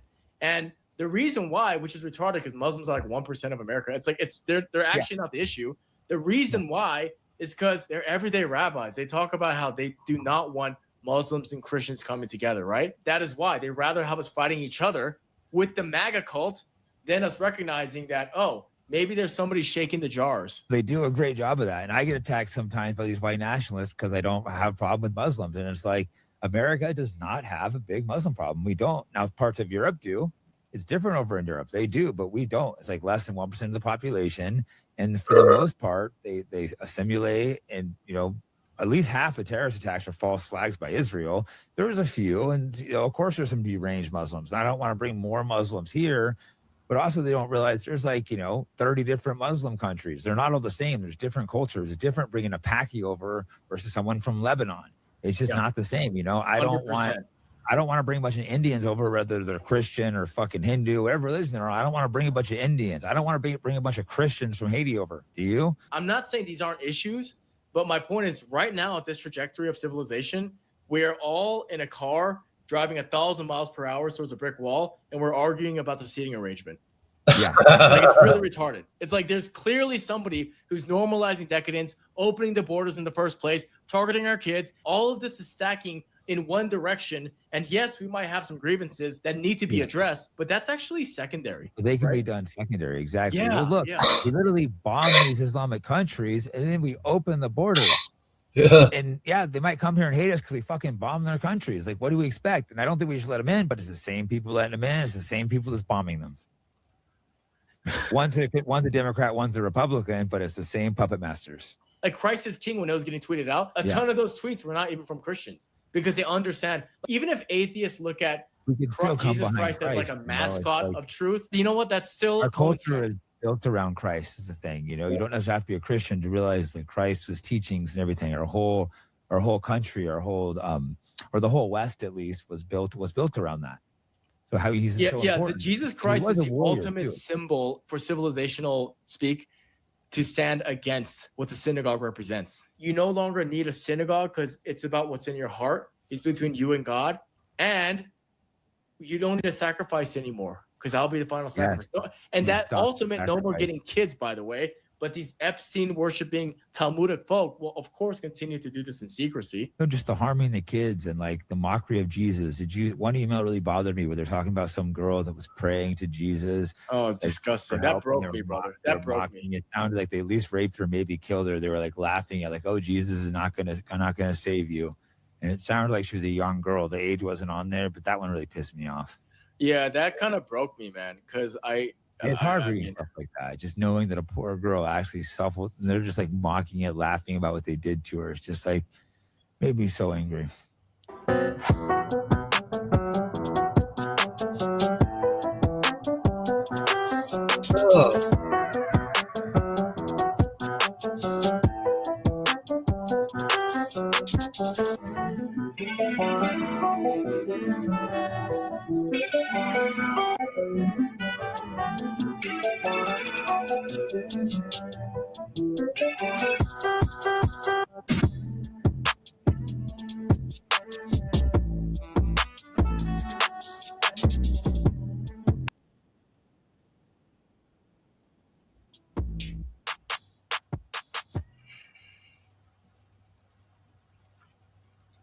I wonder if those turds are still alive. Alive? I didn't say alive. A banker gets banned? Oh, shocked.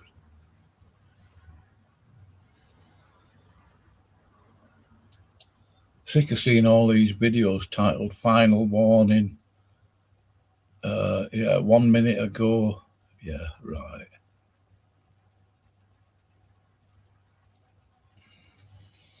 Oh, Fight Back podcast. I don't know what he's about. Obviously, he's fighting back. Jake Shields. That's the guy who was on that last video I played. So, yeah, hopefully you can see that. Can you? Let's just put it full screen. I don't know who Jake Shields is. I've never heard of him. I'm not subbed. Yeah, I might have a look later. Fight Back podcast. Let's have a look at these rats over on Praise's channel. I'm not sure I should bother.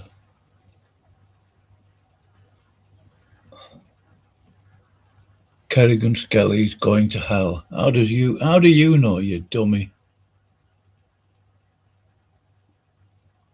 Yeah, I'm going to unsubscribe from these rats anyway. I was going to do it yesterday. I got watching that guy Arthur. We getting nice weather here in England. Yeah, I don't like it. It's too hot.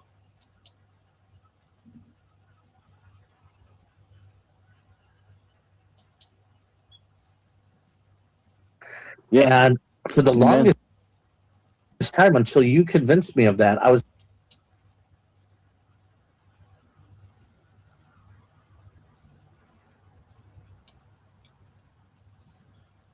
Yeah, that's enough of that anyway.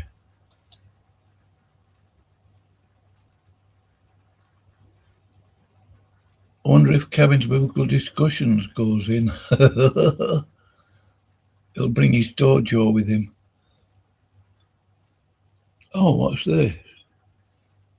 The elites loved him. Then he said he was Christian. Arthur Quanley. Let's have a look. Didn't realise this would come up. Is it some other channel that's hosted Arthur Quanley or what? I don't know.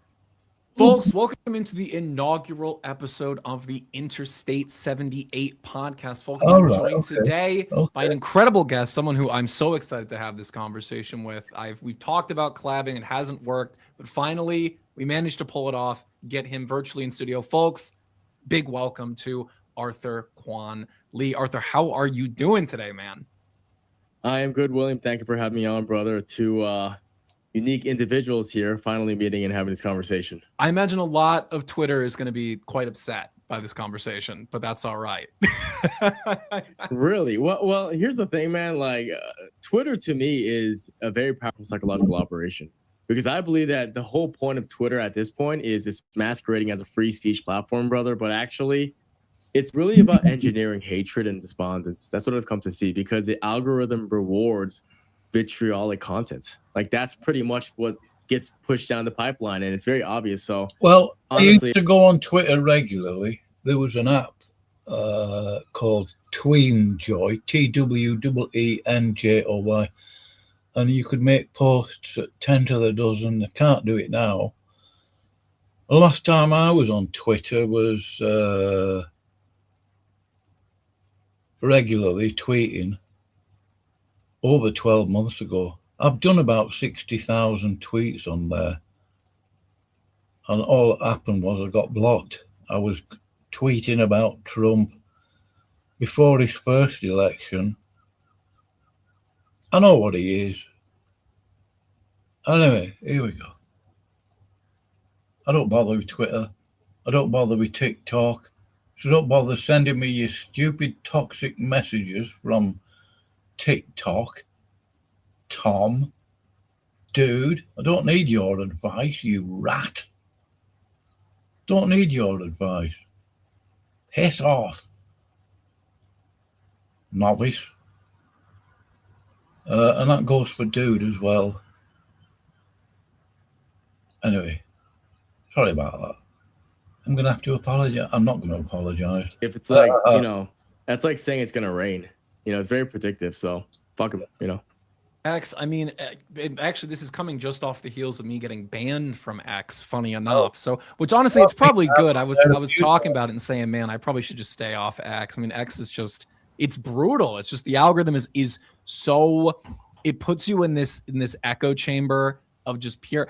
Someone said it to me, and I thought it was so true that, the movie Dune, the pain box, and Timothée Chalamet sticks his hand in. It's like sticking your dick in that. When you log on to X, is you're sticking your dick in the pain box, and then you're just writhing in pain, and that's all it is. And it's not like you gain anything from it either. You can't really promote YouTube well there. It's just totally, I don't know. Elon said it was the free speech app, but I think you're right. It's like a psyop. But yeah. Elon called it self-proclaimed the everything app, but it's the degenerate app.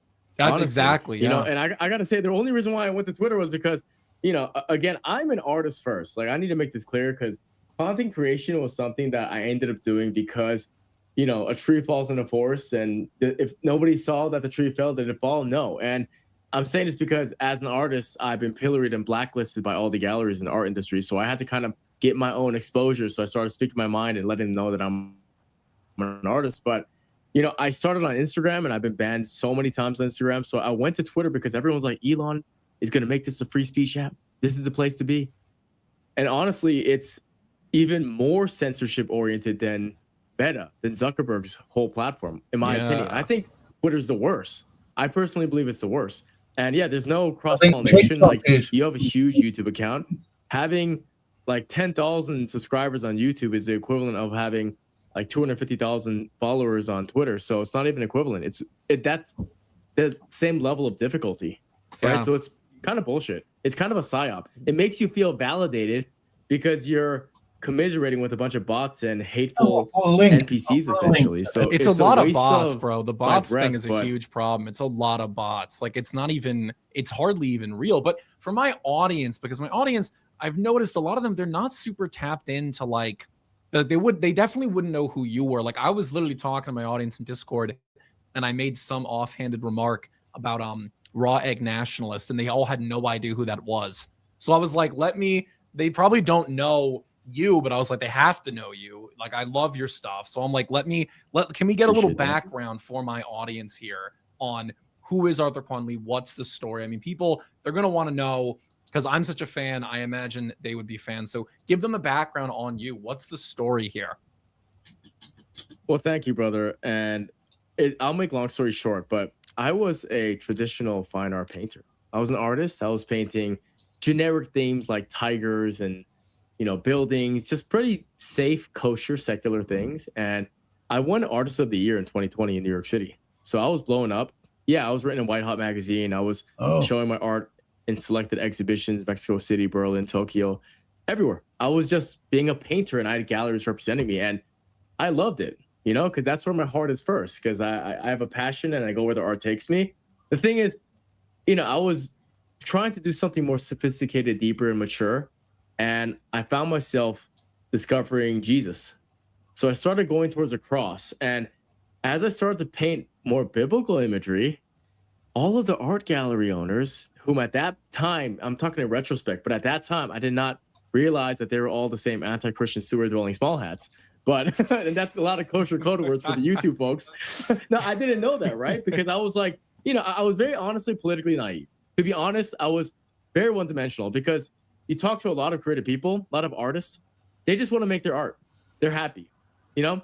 Women come to my shows, they get to see fire art, and I get to sell my paintings and get to hang out with people. So I was kind of in the autopilot, but the hedonism didn't sustain me, and I started to go deeper, and I was getting fulfillment there. So I said, I want to transmutate all of these qualities onto the canvas. And they didn't want me to do so. And that's sort of what started this. I'm like, why do they not want me depicting biblical imagery? And, you know, fast forward, I'm saying that the same ideology that we're fighting inside of our own government is the same ideology that runs all the art galleries. There's 6 art galleries at the top, and they are all a part of the same tribe. And I'm like, why did they not want me painting Jesus? Well, maybe it's because they killed him, right? So that was one dimension of it. So when they blacklisted me 6 months later, I didn't even have social media at that time. So I got a email from Newsmax, you know, Con Inc., typical partisanship establishment. They're like, hey, do you want to do a story with us? I'm like, sure.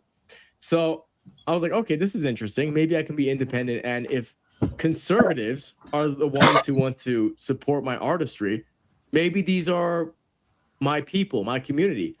And, you know, a couple months later, a lot of these guys, like Dennis Prager's wife has my art, Larry Elder, Andrew Klavan, hanging out with some of these people. We'll go to cigar clubs and all this. But I realized that there still was a line that I wasn't allowed to cross ideologically. And for me, and I know you have this in common with me, I would rather be broke and real than rich and fake. So I already burned the bridge in the gallery sphere. Now there's conservative ink saying this is a story. You can become like an artist for us. You know, some of the institutions have a lot of money. They can probably give me world-class tour exhibition opportunities to showcase my art in like storefront venues. I said, this is interesting, but I felt just as fake as when I woke up and unplugged in the gallery with conservative establishment people. So I burned that bridge as well. So now I'm like independently trying to figure this out. So I said, you know what? I have to go all in social media. And I know this is like really late shit, you know, because everyone does social media today. I was very late to the game, brother. And as I created my social media on Instagram, my first account, I made a couple reels and they went really, I don't want to say viral, but they got a lot of traction. And I had like 150,000 subscribers in like 4 months. It was awesome. And then I got banned. And I'm like, what the hell is that? So I created another one. I got banned.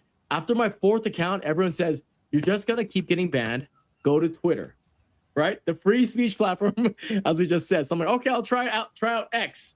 I create an X account and it does pretty well. I get a lot of traction and then I get banned again. And then I'm like, what is going on? So on Instagram, I'm on my 7th account, but I can't use it. For some reason, I got some stupid restriction. On Twitter, I'm on my 7th account. I used to be able to type hi, H-I, and within 2 hours, it would have 250,000 views.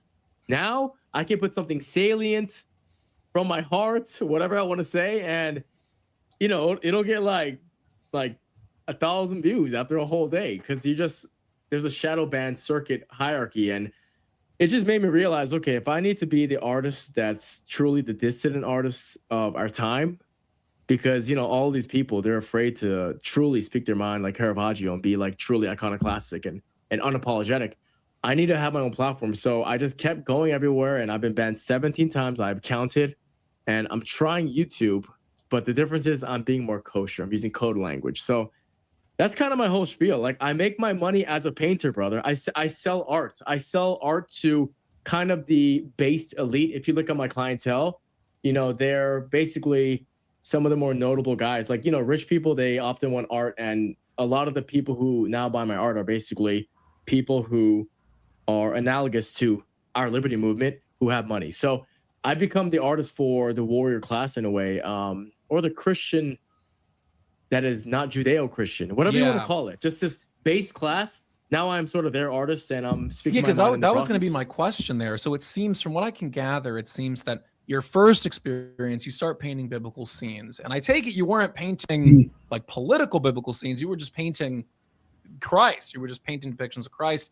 And for the liberal, secular, that side of them who, you know, have these art galleries, that's going to be a no-go because they just hate that. But it seems like what happened is that then you have Clavin, those people. Now they're okay with the Bible so long as, like you said, Judeo-Christian. If you're doing Judeo-Christian art, but you wanted to do Christian art, you wanted to do art that speaks about Christ, that speaks about the truth of the gospel, and they hate that. They want the Judeo-Christian stuff. That's what I can gather here, right? 100%. So if I can ask, if you can talk about it a little bit, I don't know if it's secret. I don't know. You got a little painting behind you. If you want to tell us about that, I'm seeing right here to your left here, or to your right behind you. So this is a work in progress. Okay. Like, honestly, I'm hoping it's kind of vague because I don't want to show too much, but it's Jesus cleansing the temple.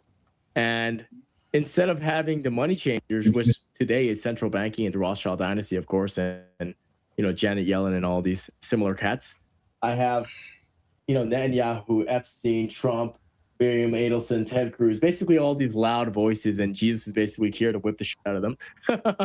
And that's a deep thing in and of itself. A lot of people don't understand, you know, the kinetic dedication to braid a whip of cords. Like, did you know, like, I read biblical scholars about this. When Jesus went to cleanse the temple, he wasn't angry. And like you said, there's true Christianity that a lot of people have been disconnected from, but zeal, this word zeal, is very important because he was exercising zeal, which is not anger. So once he saw how basically all non-chosen were being literal prostitutes, like we would be prostitutes at that epoch, like sluts to them, right?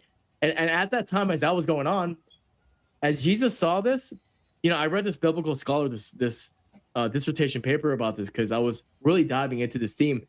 Jesus went to the side, and all of his disciples, of course, are like, you know, he has loyal disciples, like, we will make the whip for you, you know, you're God. And he's like, no, I have to do this.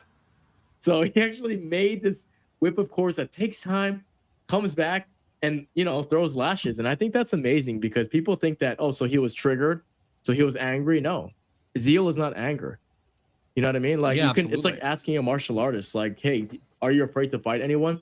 No. Love that. I love that. So now that people have a background on you, they know where you're coming from. What everything. So obviously your work now clearly has a political dimension. Like, clearly there's political dimension of what you do. I mean, this is like a very overtly political painting, but really, I mean, in many ways in today's world, the gospel itself is political.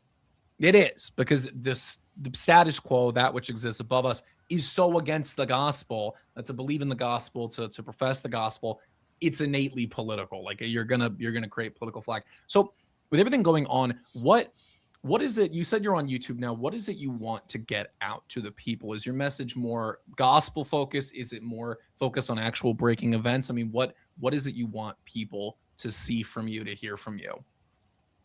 So I'll say, brother, number one, this is a little bit less oblique. Like, this is very political. Usually I don't go this political. This is kind of on the nose, but in this case it is. And you're right. You know, if you're going to truly be, you know, wearing your values on your sleeves, spiritually speaking, then people are going to, you know, cause a rift politically. But what I will say is that I think the most salient mainstream thing I want to spread, because honestly, I kind of break the mold. I'm such a solitary animal that it's hard for a lot of people to relate with me, but I'm coming from a spiritual end. But most Christians don't like me, by the way. And I'm a self-proclaimed Christian. You know, Jesus Christ is king all day. That is the master I serve. I look at myself as a spiritual servant, but I use a brush.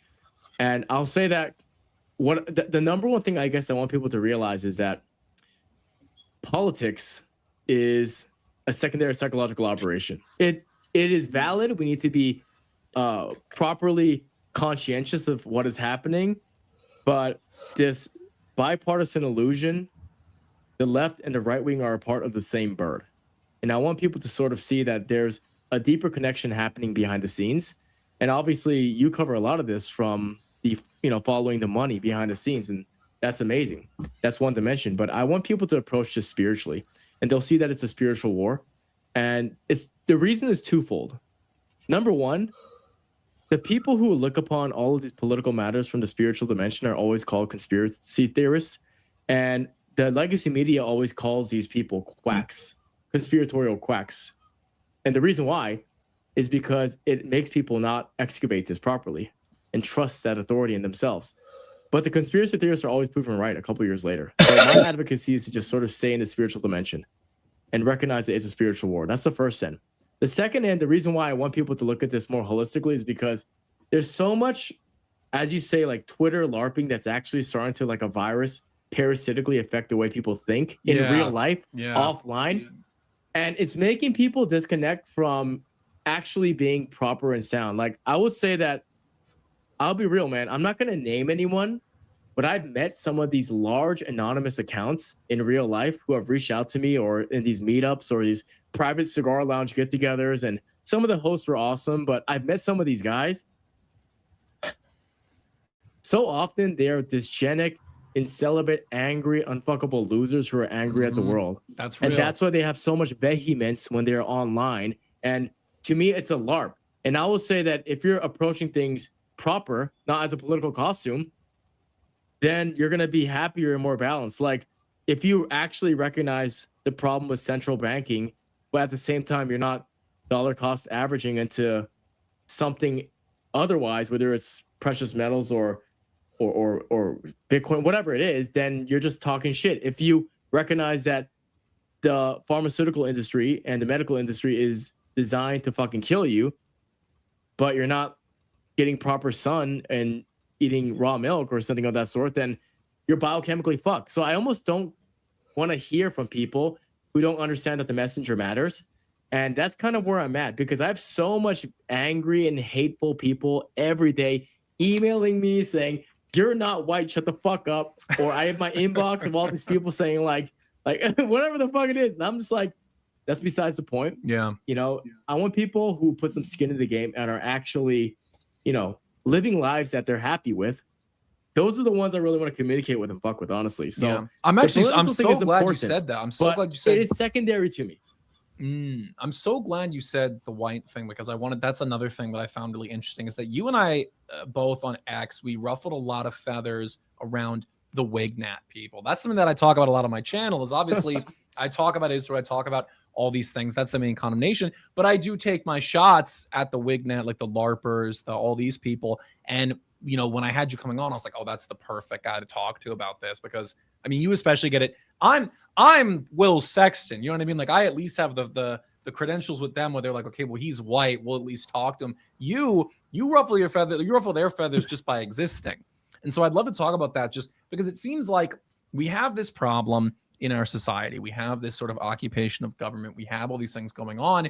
And it seems like you have this contingent of people who their reaction to things like the occupation, to things like DEI, to things like whatever, is to go this complete decapitation route, this burn it all down route, and engage in this nonsensical, fantastical, hate slop. That's the word I use for it. Bullshit. So what is your take on that as a contingent? I mean, how, like you said, you met people behind the scenes who they're just like not even real political actors. They're just fucking upset, like loser type people. What is so many of these large accounts, man? Well, I'll tell you, man, it's really interesting, because the reason why I started getting hate is because they just want insane allegiance. And you got to understand, I'll make this clear, perfectly crystal clear. I love white people. I'm not one of these like I hate white people guys. No, for real. Like white people have been the most kind and cool with me. And also we can look at this cross-continentally. You know, Northern America, United States is 0.6 Korean, I believe. I got to double check that, right? Korea is like 10% white. And people don't really have a problem with white people going to Korea because when they get there, they're civil. They're not throwing graffiti or doing street, chaos, anything of that sort. Excuse me.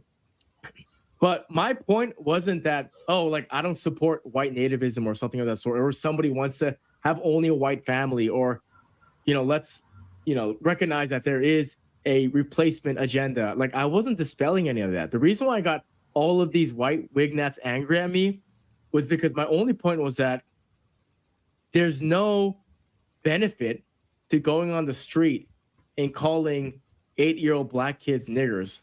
Like that doesn't do anything is all I was saying. Yeah. So my point was that, I'm not against, white people. Of course not. I actually love white people. I'll make that perfectly clear. I love all people.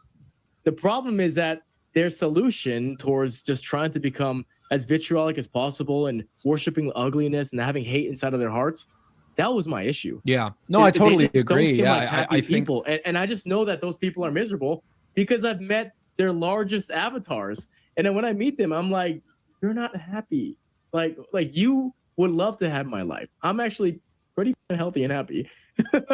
Yeah. And it's not a race thing, but I want people to actually pursue excellence instead of overcompensating online with this political trolling LARP. No, I agree. I totally. Happening. Yeah. I think one of the big problems is that and honestly, there's probably some level of psyop going on here, but like one of the problems I think we have is that one side, which is the objectively wrong side, that's the pro-Israel side, whatever side, they get to have like normal fucking people, like a normal life. And then you get in this lane of being against Israel, against the occupation, against all these things, and you're surrounded suddenly by the most insane fucking people ever. And it's like hold on. Like, I don't want to, like, you should see some of the things I get in my comments. People are like, oh, here's a great topic you should do. They're like, oh, you should do a topic on how the earth is flat and how like white people are like a magic race, like all this insane stuff. And I'm like, dude, why can't we have normal people on this side? Like, why can't we have people who are just like, oh, I don't like that runs the government, but also like, I don't want to make the Turner Diaries come true and like nuke all of Africa and all this insane. And it's so frustrating to see. And that's why your content, your art especially, such a breath of fresh air to see someone who's happy, healthy, normal, not like just this vindictive, reactionary guy, calling out this injustice, obviously, but not falling into this hole of just insane. Because there's so much, it's so easy, it seems, for a lot of people to get red-pilled on Israel, on how our government works, on this position of Israel in our government, the position of Christianity in our society, its subjugation, all that.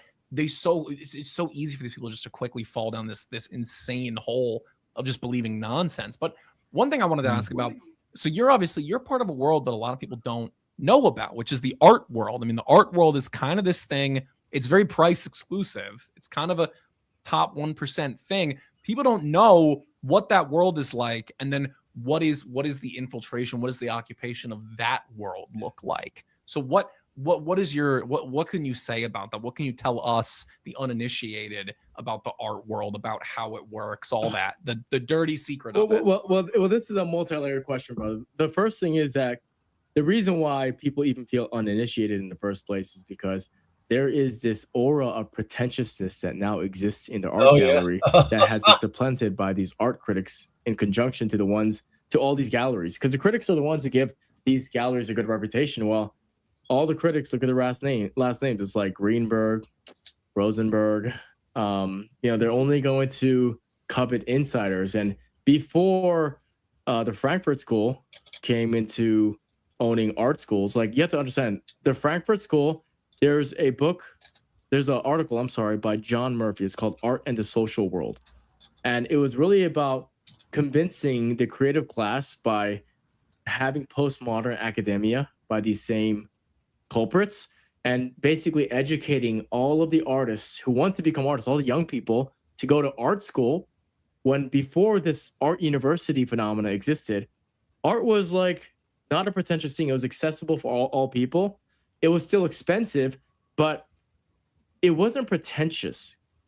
And now there's like this salient energy of, once again, insiders versus outsiders. It's very Talmudic. And that exists because, you know, the art industry is both a financial instrument for money laundering in conjunction to the fact that it is a way of supplanting and normalizing values and culture, because that's what a lot of art is. So, you know, I had one foot in the door. When I won Artist of the Year, I was working with multiple galleries. I was showing mainly in the Lower East Side, and I was hanging out at all the same spots. You know, if there's a young artist who's in New York right now, you would have to go to the Jane Hotel rooftop bar on Tuesday evenings, and you'd have to go to the Norwood Club on Thursday evenings. That's where the critics and all these people hang out. That's how you network and do all this nepotism there. And I knew all the spots, and I just, you know, I played the game. I did very well, and there's money to be made as well. And even that 50% commission, it was really good.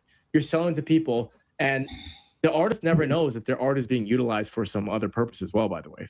Because if you just look at how, you know, the art industry is one of those unregulated fields like diamonds, but because those fields are unregulated, those are ultimate ways of writing taxes off.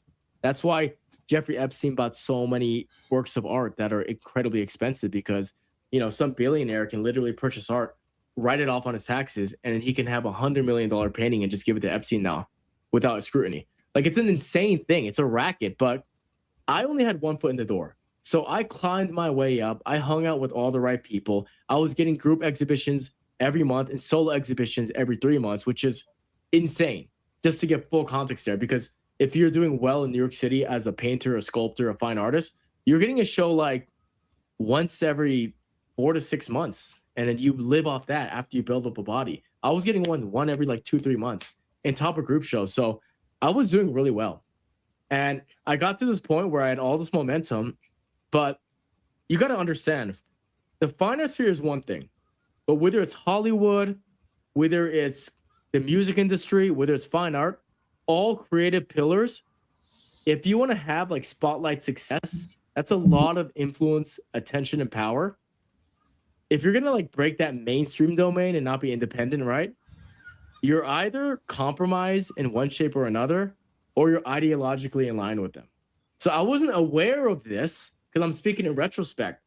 But the fact that I was able to have all of these shows and climb up from painting generic themes because of my hand skills and color theory and mark making, just formalism. But the moment I had contextualism with those hand skills to something deeper, archetypal and Christian, it goes at odds with their belief system, is what I'm saying. So that's where it's tricky, brother, because I would say all of these things, you know, all of these creative fields, you need to be either their puppet or you need to be in cahoots with them ideologically. That's what I've come to see, because I know some guys in music and entertainment, and I know, unfortunately, know some rappers. Like I know other people in different fields and talent as well, and that's been the game. Like, you climb up the ladder faster if you are in cahoots. Of course, yeah, of course. So when it comes to your depictions of the Bible, the first paintings you're doing that are starting to put you on the outs, I mean, what are we talking about? Like, what were these paintings? So I can maybe even put some on screen if you have names. But I'd love to know what was it you were painting, and like, because it seems like just the fact that they were biblical pissed these people off. Like the fact that they were trying to honor something greater than like whatever bullshit, degenerate nonsense is happening in Manhattan, which I live next to. You know, it seems like just going against that, it pissed them off. So I mean, what are you depicting? Because obviously the painting behind you that you have here, that I understand why it would piss off, you know, someone who's a Zionist, someone who's whatever. Like you said, it's very overtly political, but it seems like you weren't painting overtly political at the time. You were simply just trying to show worship to God. Yeah, I was going where the art takes me. And, you know, my father's a pastor. And, you know, he always told me, I hope you one day utilize your brush like Bezalel or Oholiab. I'm like, what is this guy talking about? And I started to excavate this. And actually, this one minister gave me this book about those two. And one of the first people that the Holy Spirit touches were artists. And, you know, they built the tabernacle. But the point is that you can use your artisan and you can use your craft and creativity for something righteous. And I'll be real with you. I did go down this hedonism rabbit hole, because you got to understand, when I was showing, and I'll send you some photos of like when I would have like exhibitions and all this. Like, you have a storefront, New York City gallery. It's all your art. There's like 150 people. Half of them are hot chicks. Like, you can get really lost in the sauce with that. And it's fun. It's a roller coaster. But number one, none of those women love you. So if you want actual genuine desire, like for me, I understand the chasing of like the party culture that the red pill always expounds, and it's definitely like a mainstream cultural norm today. But I actually want like love. Like, I don't want I don't want to just go through different bodies. That's one dimension where the hedonism actually won't fulfill you. And that's one of the reasons why I was fast tracked towards looking at biblical wisdom and looking for something deeper and yearning. So I called my father during that, because I was like, I just don't feel good. Like, I'm drinking every day. I have to basically participate with people who are rather debaucherous and, now looking back, supremacists in their worldview. And just to keep up with them, I need to kind of hate myself and betray things that I find wholesome. And that wholesome ideal is what I actually hold close to my heart. The ones that the boomers have so bastardized. Well, I can still Frankenstein it in my own way in this epoch, right? So I wanted that. I wanted more of that energy. And I said, well, anything that is in me, I'm going to put it out into the world in my art. I would just want to be real, right? So it was very pure at that point. And I was painting, Saint Michael the Archangel, just like figures that I found healing for myself. It was therapeutic.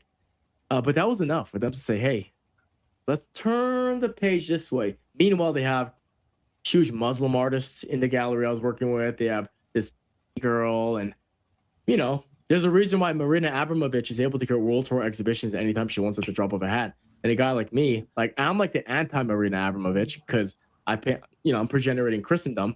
A guy like me has, gets totally blackballed, and all of the galleries, they're like, we can't touch this guy.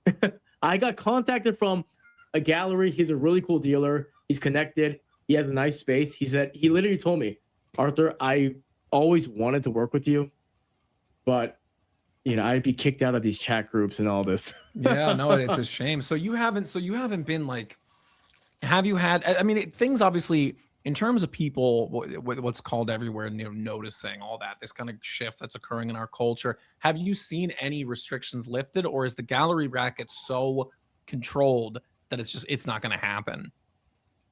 They will throw out the word anti-Semitism when it rains. They're very similar to the spirit of like ADL or whatever. Like, they're very trigger happy with that. But also, all the galleries that get all the grants and all the loans, they're part of the tribe. I mean, people think that I'm going to apply for these grants and loans. Well, yeah, they're only going to give it to those that it's their choice. It's every staple institution in New York City that has actual art influence. It's a part of the same tribe, and it shouldn't surprise anyone at this point. Yeah, no, don't get me wrong, brother. For me, I've always had to be my own independent animal. So this is the way it was meant to be, and God put me on a very like a warrior artist path. My brush is my blade, I often say. But I could have just shut up and had a penthouse for me in probably Soho area. Because we were leading that way. There were some contracts on the table. So in terms of the art world, this sort of creative world, really, it seems like just the general creative world. I mean, what are some things people don't know that you think they'd want to know about infiltration in that realm, about like how that realm has gotten to where it's at, where you think it's going? I mean, this is the stuff people want to know. Well, I would say it's two-pronged. For the person who wants to actually work in the art game, there's like 3 tiers. The first tier is like entry level. You're learning how to be an artist. You're like showing your art at coffee shops. You're at the starving artist phase. This is the pyramid I always tell people. The second level is more mid-tier, and you can make a good living if you climb up at the higher end of that pecking order. I was like at the top of that. And then I was talking to some very exclusive galleries. Those galleries, it's really 6 galleries. Marion Bonesky Gallery, Gagosian, David Zwerner, Pace. Like, it's 6 galleries, and they run the entire gambit. They're the ones that, basically launder their art with money. I remember I went to Gagosian once. I went upstairs and I saw these little picture frames, white frames, and each one of them had just like a squiggle on them, and each one was being sold for $300,000. Like, how does that make sense? Right? Because obviously, I've noticed in Manhattan, it is a big fine. I know they're opening up being able to invest on paint, like buy shares of a painting. I mean, all this nonsensical, complete financier it's class. a great way to move money, just like the NFT debacles. Like, it's a great way to move money. Anytime you see something, you go, what the fuck is this about? Like, how is this worth this much? It's an insult to our intelligence. Well, there's money being moved for other reasons. So that's the first element I'll say. The second element is more philosophical, and this is something I really want people to understand, because I take this matter actually very passionately, very seriously, real. And it's that we have so lost our touch with beauty that we have lost our sense of reverence now. And when I say beauty in this secularized, fast-paced, social media addicted culture, most people, they get it confused with hotness. Right? So if I say beauty, they think of some like hot chick to rate from 1 to 10 because this lab mocking culture. That's not what I mean by beauty. The real function of art was beauty. So when St. Thomas Aquinas talks about the good, the true, and the beautiful, a lot of people don't realize that when you lose your connection with beauty, you lose your class, you lose your decency, and you can no longer heal your soul. And what I will say is that a word that should be more properly used, beauty is more synonymous with the sacred. And real good art points upwards. And the reason why I went biblical was because that was the clearest justification of using my art in that direction that I saw. But all I will say is that there is a fight in the culture wars, and all of the people, a part of this movement, who want to be children of God, they need to care about art and beauty as well, because everything is becoming ugly. We live in a cult of ugliness. Like, we know about the architecture. It looks gray and drab. Everything looked better back then because we believe in being decorative, color. We believe in proportional skills, universal standards of beauty, not this aesthetic relativity bullshit that we see. That's why when you do go across the state, you go to these galleries, you know, everyone who has any self-respect goes, what the fuck is this shit on the wall? Like, how was this art? Everyone has had this thought before, right? Yeah. And this is kind of what I'm saying. We need to bring back beauty, and I don't mean eroticism of women, which is something that's like, which is fine. That's not my issue. We have to bring back art being utilized to bring back something deeper, something archetypal. So how does this decay expressing Christendom? How does this decay occur? Do you think it's intentional? Do you think that they're trying maybe to crush the spirit, or do you think it's just we kind of lost the plot? I mean, what do you think is the root origin of this like kind of decay in standards and architecture and all the things you're describing? I mean, where do you think that comes from? Well, we definitely lost the plot, brother. We not only lost the plot, we want convenience over anything sustained that is deeper. And look, I'm not trying to sound like clean your room Jordan Peterson and take a bunch of SSRIs, but we have disconnected from anything deep. And you know, I think it's a slow burn. You know, they say, how do you kill a boiling frog? Well, you can't rise the temperature. You need to put him in lukewarm water and then little by little increase it, and he's suddenly dead, right? I think that's what happened. You know, social media, instant gratification, the fact that everything we want is immediate. We have no patience, porn brain. It just makes us not want to yearn for something deeper. Like I personally, and I'm not wagging my finger because, you know, I'm no different I'm no better than any other man, but I love going to museums. I love seeing the analog, like you see the work in person, you can see their hand, you can smell the oils, and it's alive. And people don't want to even do that today. People are so disconnected from living. They're almost obsessed with simulation. And then they wonder why they're neurotic and anxious. And it's like, yeah, because you're not really sustaining yourself. You're not doing anything real. And that applies to the political sphere as well, not just the art sphere. It's the same problem. Our consciousness is sort of frozen. You know, there's all these talks of like, I just remember I heard somebody told me how they got a fly, like the bug of fly's consciousness trapped inside AI. And that's like a terrifying prospect, number one, that they're doing the test run. Well, What's the big difference? Like, people are already stabilized with screen addiction and they're using their phone for like half their whole day. And don't get me wrong, I'm not telling people to, I'm not a boomer here. That's not my point. But we need to go back to experiencing actual life and connecting with something deeper. And, I just think that most people, they no longer have a sense of reverence. Like, when's the last time you're scrolling your phone and you're like, that gives me a sense of reverence? That word reverence, that word alone, I don't see that anywhere. Because the side of most social media, if you're not conscientious, is to make you dull, angry, bitter, hateful. Yeah. And I don't have time for that, brother. I look, like, life is short.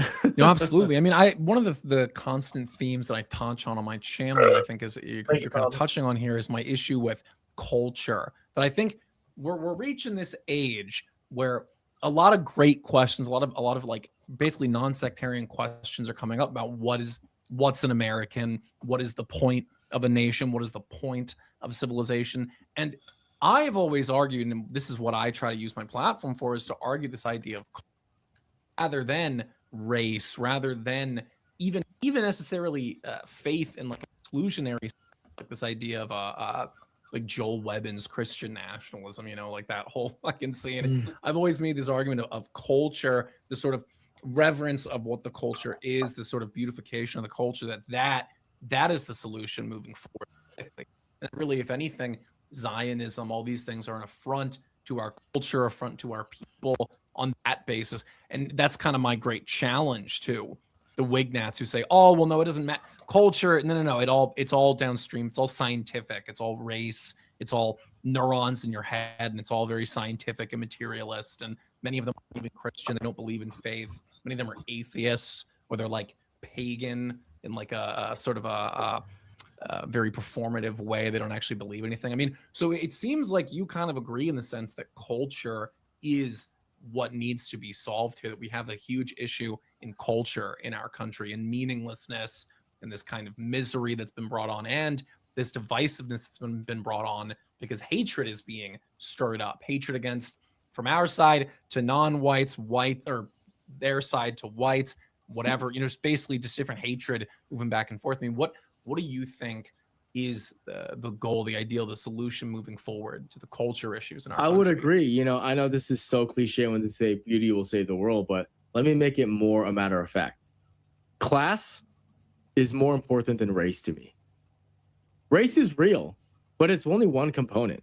And the people who fixate only on race, they end up we was kanging, whether they're black, whether they're white. It's like, oh, Nikola Tesla was white, so therefore I participated in every invention he ever made. That's true. Give me a break, brother. Give me a fucking break. That's true. That's like if some Korean guy comes up to me and he's like, yeah, Kim So-jung, I'm just like that guy because, yeah, he was Korean and my last name is Kim too. I'm like, shut the fuck up. I don't care. I'll say it to my own kin. It doesn't impress me. You need to focus on your own goals and elevate your class, and then people will follow. It's about decorum. And well, let's note when you say class, you're talking like classy, not economic class. Like, is that what you're talking about here when you say class? Yeah, I would say, ranking. Like, you need to increase your rank. Okay, and you can do so. Yeah, people will look at that. Oh, so you're saying that fiscally, that could be one domain. Are you saying that with style and fashion and artistry, that could be one domain? I would say it's multifaceted, but it's about increasing your class. And only way to increase your class is if you first recognize that, yes, there is a collective reality. I don't deny that. But you are an individual first. Nonetheless, you still are an individual first. And Schopenhauer once said that any man who does not have pride in any of his individual endeavors will take pride in his ethnicity. And don't get me wrong. Don't get me wrong. As a Korean, we're one of the longest civilizations, and I can do this whole thing. And the first thing people should hear, though, honestly, is, oh, brother, he's a Korean kanging. Oh, we was kanging Korean. If that was my fixation, yeah, I don't want to hang out. I know a Korean guy, and he has a big following. I'm not gonna name him. And behind the scenes, he's always like saying, like, yeah, we gotta go back to Korea, and we need to resurrect the Korean spirit. And in my mind, I go, you do that. You do that. How about that? I'm okay. Okay? like I recognize race is real. I'm not trying to denigrate white people. I actually, stand up for them.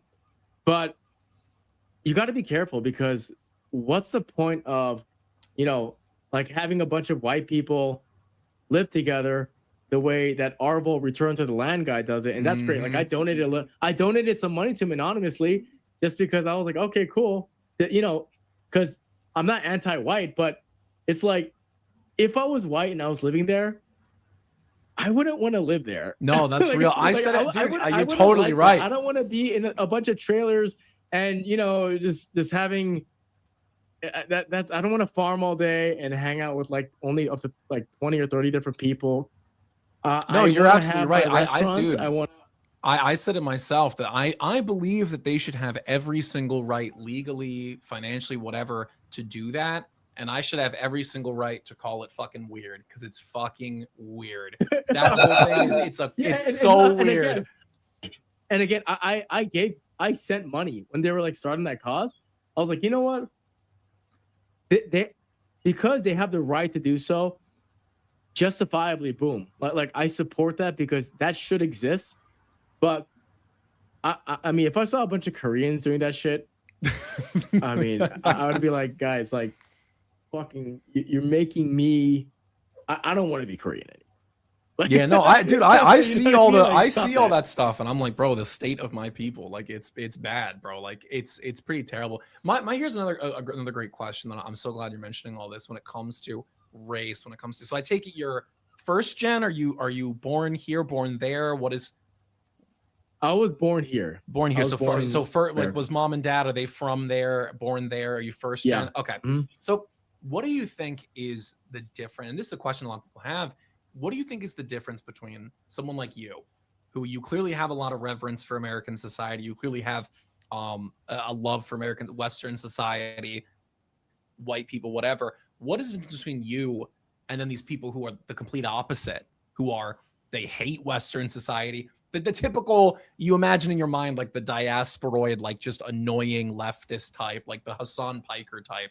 What is the difference? What creates you and what creates them? What do you think is that difference? It's simply a matter of, it's a psychological phenomenon. It's those who have an entitlement complex and those who do not. And this sounds like typical conservative talking points, but you got to understand, Koreans always come to America and the first thing they do is they get a white name. My name's Arthur Kwon Lee. My name's Arthur. Like that already is, you see what I'm saying? Yeah. Like people come to America, like Koreans will come here and they'll be like, like let's say you see like Hassan. You said Hassan Pak. Hassan is not it's not a Northern American name, right? And that man will never, and he would have never as well, his family would have never had the conceit of changing that. A Korean guy can come to America, and the moment he becomes a citizen, you can come out to Willie and be like, hey, what's your name? He'll say, oh, Jason Lee. Yeah, they changed the name. Yeah. And the reason is because if you're going to live anywhere, if you decide to live there, you should support its continuation and promulgation in a positive, loving direction. I don't understand. If you go somewhere, why be against it? It's like very first principle, then just go back. I told you, like, so many white people go to Korea. You know what they do? They learn the language. They learn the custom. They learn the culture. Nobody in Korea has a problem with white people in Korea. They do have a problem with Somalians, blacks, yeah, a lot of Muslims. But it's not because, oh, we just hate racism. No. If you go into an elevator and you're a black guy, and then you see like, and then, let's say you go into an elevator and then the girl's just relaxed. She's just chilling. And then a black guy comes in and she holds her purse a little bit. A reasonable black guy will say, yeah, that makes sense, because the stereotype that we have induced, and we need to change that and reverse that so it no longer exists. Yeah. And if the shoe was on the other foot and Koreans had that stereotype, it would only make sense. So stereotypes exist for a reason. And when Koreans come here, they assimilate. And it's not all Koreans, but I will say every time you meet a bleeding, retarded, on the street protesting liberal Korean chick, they're actually almost always born in America, which is the funniest thing. Yeah. Which is the weirdest thing, actually, right? It's because and dating a white man. That needs to be noted. Yeah, That always yeah, needs to be yeah, noted. yeah. I don't know if you follow Basil. Basil always talks about that there's I've noticed every single one of these diasporoid, like, you know, super leftist, whatever types, always a white boyfriend. It's always, and it's like, okay, you can't even take anything they're saying seriously. It's like, dude, you forfeit every single right you had to even have a criticism of white people. They're hypocrites because if that's truly their hardline belief, then they would live it actionably. But none of these people do, is the point.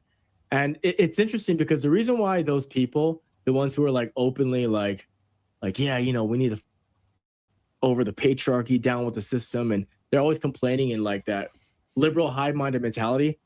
Well, it's because they are, you know, especially Asian people, we're very good students. So if the education being thrown your way is you're going to be very good at propounding that. I see what you're saying. Okay, You see what I'm saying? Yeah, they become because experts they go in in it, yeah. and they'll be like, white man is bad, and then they want to be good. So they're like, okay, so that will give me an A, and okay, white man's bad, and then they'll go to a white guy and be like, I want to be in congruence to that. You're bad, you know. But you know, but honestly, it's pathetic. But Korea's drill is very strong though, because like everyone was talking about the declining birth rate. Well, now they're back up, you know, and yeah, because Korea went through this hiatus where they were partying their asses off. Like people are like, oh, Korea has a population birth rate problem. Yeah, but if you look at the data on sex, they didn't have a sex problem. Everyone was having sex. Nobody was having kids. Everybody was in Peter Pan. Nobody wanted to grow up. Yeah. So it wasn't that people weren't having sex. It's just that they were kind of indulgent in hedonism. And now there's like, I just saw this article where like a lot of people are getting over that, and they're like, okay, we have to we got to balance this a little bit. Yeah. So do you Right? do you ever visit Korea? Like how connected to Korea Korea the country are you? Like, do you go often? Have you gone back? I mean, what is your relationship with that? I used to go every single summer, but I haven't gone for like 8 years, and it's simply because, you know, I have my life here, and I'm building up. You know, I have my own thing going on now, and frankly speaking, this might sound harsh, but a personal take for me too is that I pretty much only care about my like nuclear family, like extended family. I will be cordial. I'll hang out with them. I'll be polite, but I actually don't really care to see them, to be honest. I'm just being honest. I maybe I'm such an individualist, but I don't really care to see them. Korea is awesome though. It's it operates so cleanly, and it's just so civil and proper. But I'm a Westerner, bro. Yeah. No, and I love to hear. I mean, that's the exact thing I always talk about. What I love about your platform is you prove to all, and I think one of the reasons why a lot of these Wignat people get so mad at you is the fact that you prove them wrong. Like you prove their fundamental thesis wrong. Because it's one thing to go, oh, well, I don't think the vast majority of XYZ group, of XYZ race is going to assimilate and going to become Western, whatever. That's an understandable take to have, and you can debate that. But the Wignat argument is, oh, these people are physically incapable of doing it. And then yet here you are. And so your presence is a bulwark against what they believe. And it's a bulwark towards what I believe, what I think about society, what I think about how we should move forward as this new multiracial America and how we're going to deal with that in the future. I think your presence alone, it's a bulwark for that. And I think that's an incredible thing.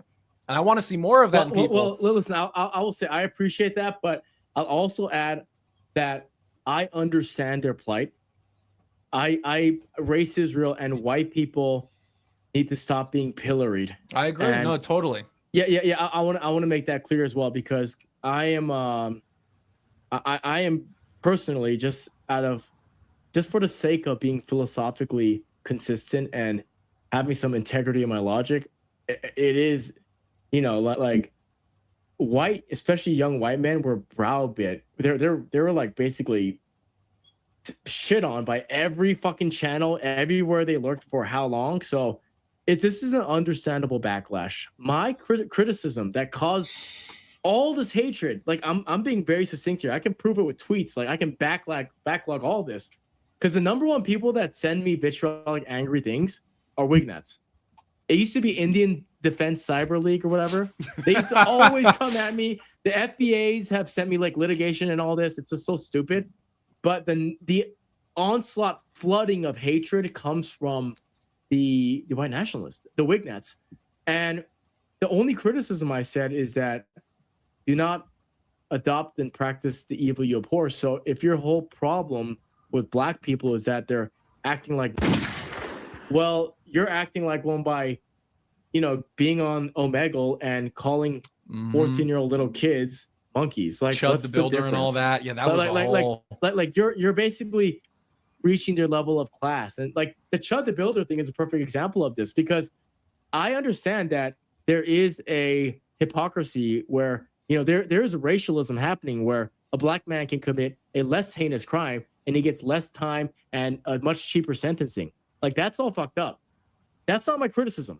Like, people who are getting all, you know, their panties up in a bunch about this, the issue is that how is what he is doing promoting white excellence? How is what he is doing actually high class or making people more wholesome and proper? Yeah. Like, and also, if you saw a black person, whatever, like if you see whatever racial person creating a family, being kind, being erudite and proper and loving, like, is that a non? Is that someone you hate also? Yeah. Because I like, that's where I can't really get behind that. Because if I see that, great.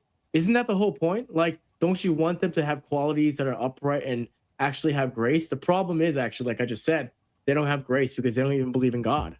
That's honestly, I think that's kind of really where it runs downstream. That's what it boils down to, right? It really runs downstream from that. But listen, 5 minutes left in the show. I want to give you a segment here to promote anything you got going on. If it's a channel, store, that like and I say to the audience watching, whatever he's going to promote, be sure to check out, be sure to support all that. So please take the second to plug everything you got.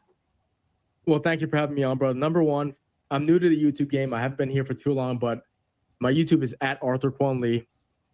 Also, arthurquanlee.substack.com, because I don't know if I will be banned on YouTube. I don't know. That's a good backup. You can support me there as well. My website, arthurquanlee.com. If you have the capital and want something beautiful, original work of art, a jewel and a masterpiece for your home, click collect and book a consultation and we'll get in a call together. And yeah, that's pretty much all I got there in regards to places to follow me. But more importantly, you know, we talk about how politics is downstream from culture, and there's not a lot of actual agents of culture. And I'm trying to actually produce real art, kinetically, something offline that is real, that you can tangibly put inside of your home. And that's really what I'm trying to do. I'm trying to make this real. So Amen. I am the artist for this counterculture. Yeah. Love that. Well, thank you for coming on, especially for the first inaugural episode of Interstate 78. Let's go. For those who are watching at home, be sure again to like, subscribe, hit the bell to get notified anytime this channel makes a new post. And Arthur, it was great talking to you. Thank you, brother. All right, God bless. When I'll catch you around. Oh. Well, I'm gonna stop that.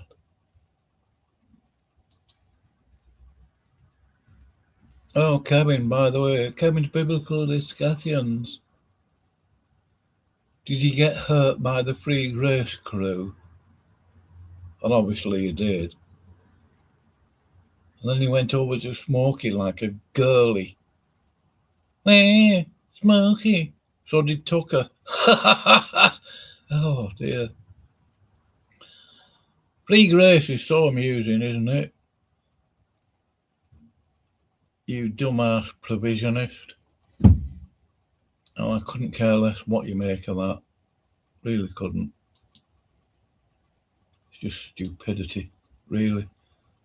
A dojo? Are you kidding? Will your doctrine survive the dojo?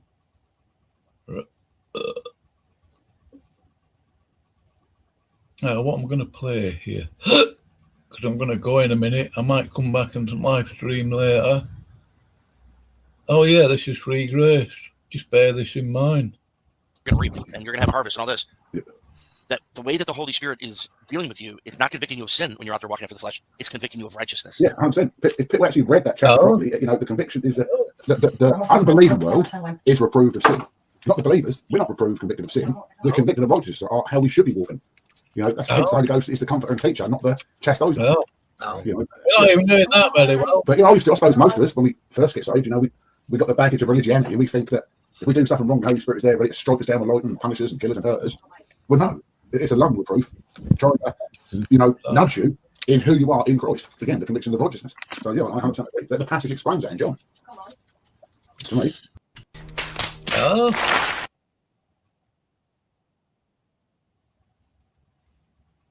Have harvest and all this.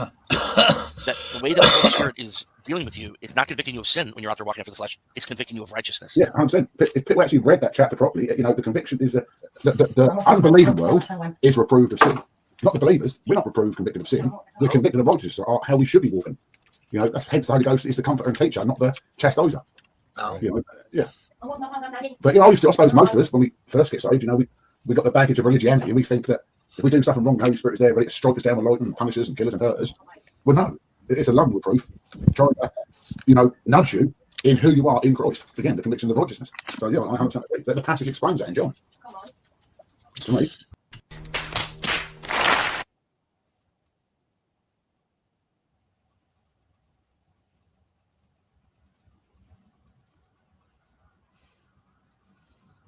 Right, I'm going to go in 5 minutes. I hadn't realised it's only 7:45 in the morning. I'll do another stream later, I think.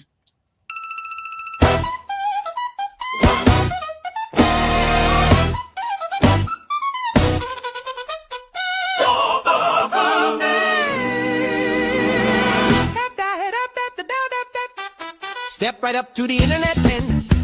See the modern day prophet who was never sent. Got a camera, a mic, and a giant ego. Damning every single soul everywhere that we go. You call yourself Jack Smack sitting on your throne, claiming that your status is for own and known. You made a little track saying you know my fate, but you're just a little man spinning tales of hate. Free grace on your lips, but your heart is pitch black. Time for reality to smack right back. Big shoes, look at the clown. Building up a kingdom just to watch it crash down. You ain't the judge, you ain't the king. You're just a puppet on a circus string. Hong Kong red nose louder he screams, selling cheap fire in your digital dreams. Comes into the heavens and he laughs at the sight. Tiny little speck trying to claim the light. Let's open up the books and you claim your wise, but you're running a circus full of spiritual lies. You think you got the keys to the pearly gates, distributing judgments, a sign in the face. Even Jesus told the mother of the sons of Zebedee, the seats at the right belong to majesty. The son didn't claim what the father holds alone, but Jack Smack's talking for the judgment throne. You think you are Christ? The blasphemous shine. When a bankrupt beggar tries to write the divine. Proverbs chapter 6, let's count them out clear. 7 abominations that the Lord holds near. Proud look check, you're looking from above a line tongue check. You don't speak in love, hands at your blood, you kill them with your breath. A heart making wicked schemes, wishing for death. Feet running swiftly to mischief and spite. A false witness pouring out lies in the night. And the 7th one hits close, sowing discord deep, scattering the flock while the true shepherds weed. You check every box in the name of the Lord while you're playing with the edge of a two-edged sword.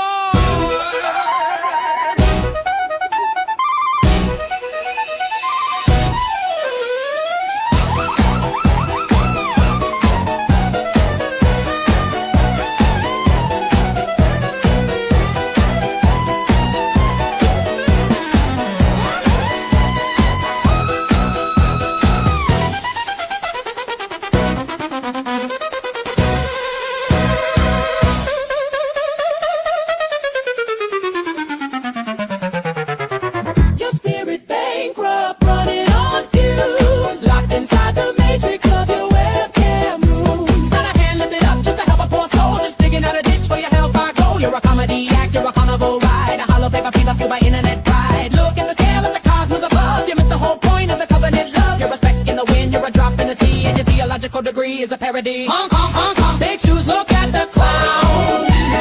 Building up a kingdom just to watch it crash down. You ain't the judge, you ain't the king, you're just a puppet on a circus string. Honk honk, red nose lottery scream, selling cheap fire in your digital dreams. God sits in the heavens and he laughs at the sight. A tiny little speck trying to claim the light. Smack down to reality, the curtain has closed. The clown in the mirror is fully exposed. Keep shouting at the screen till your face turns blue. The only one confused in the room is you.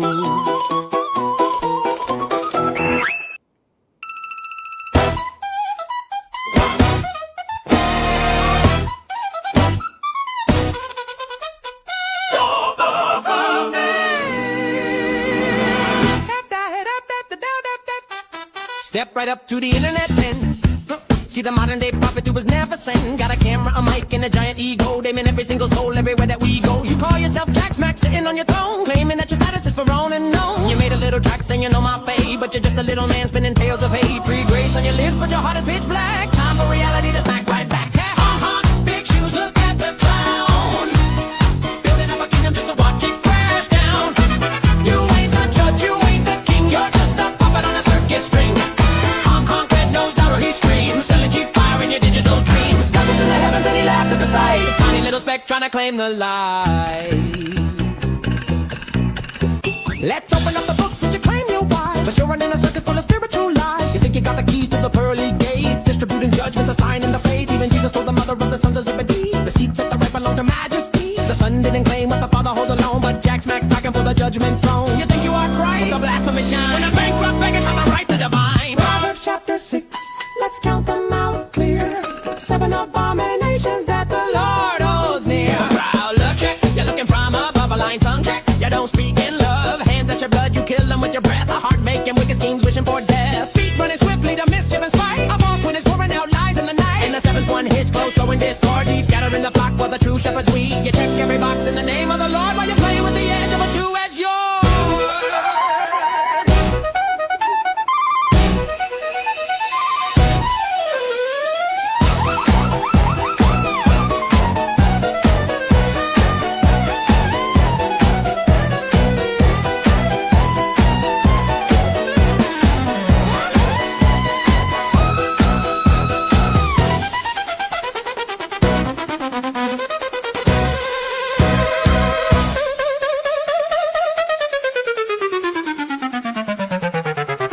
Your spirit bankrupt, running on fumes, locked inside the matrix of your webcam rooms. Not a hand lifted up just to help a poor soul, just digging out a ditch for your hellfire goal. You're a comedy act, you're a carnival ride, a hollow paper piece of fuel by internet pride. Look at the scale of the cosmos above, you missed the whole point of the covenant love. You're a speck in the wind, you're a drop in the sea, and your theological degree is a parody. Honk, honk, honk, honk, big shoes, look at the clown. Building up a kingdom just to watch it crash down. You ain't the judge, you ain't the king, you're just a puppet on a circus string. Honk, honk, red nose, lottery screams, selling cheap fire in your digital dreams. God's in the heavens and he laughs at the sight. A tiny little speck trying to claim the light. Smack down to reality, the curtain has closed. The clown in the mirror is fully exposed. Keep shouting at the screen till your face turns blue. The only one confused in the room is you.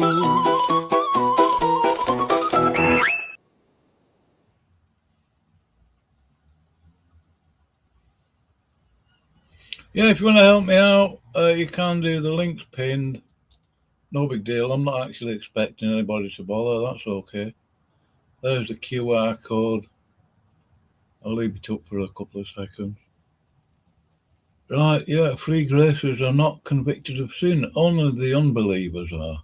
Right. Oh dear. Yeah. What a bunch of tossers. Really? And they're still alive. It's only 8 o'clock in the morning though.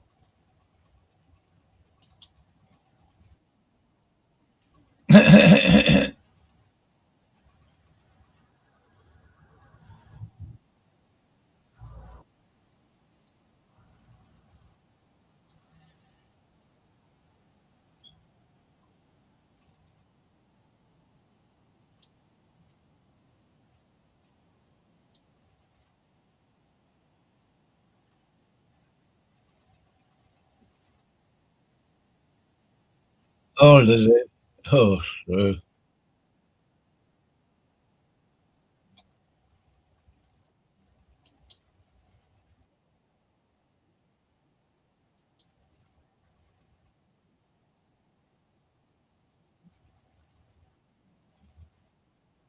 Sympathy. Sympathy. Crank. Honestly. Anyway, I'm gonna go.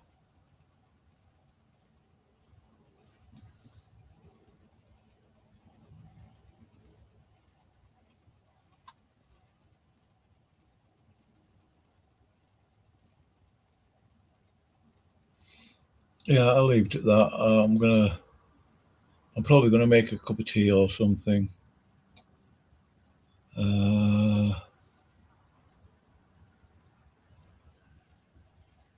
Yeah. Right. Actually. Bye.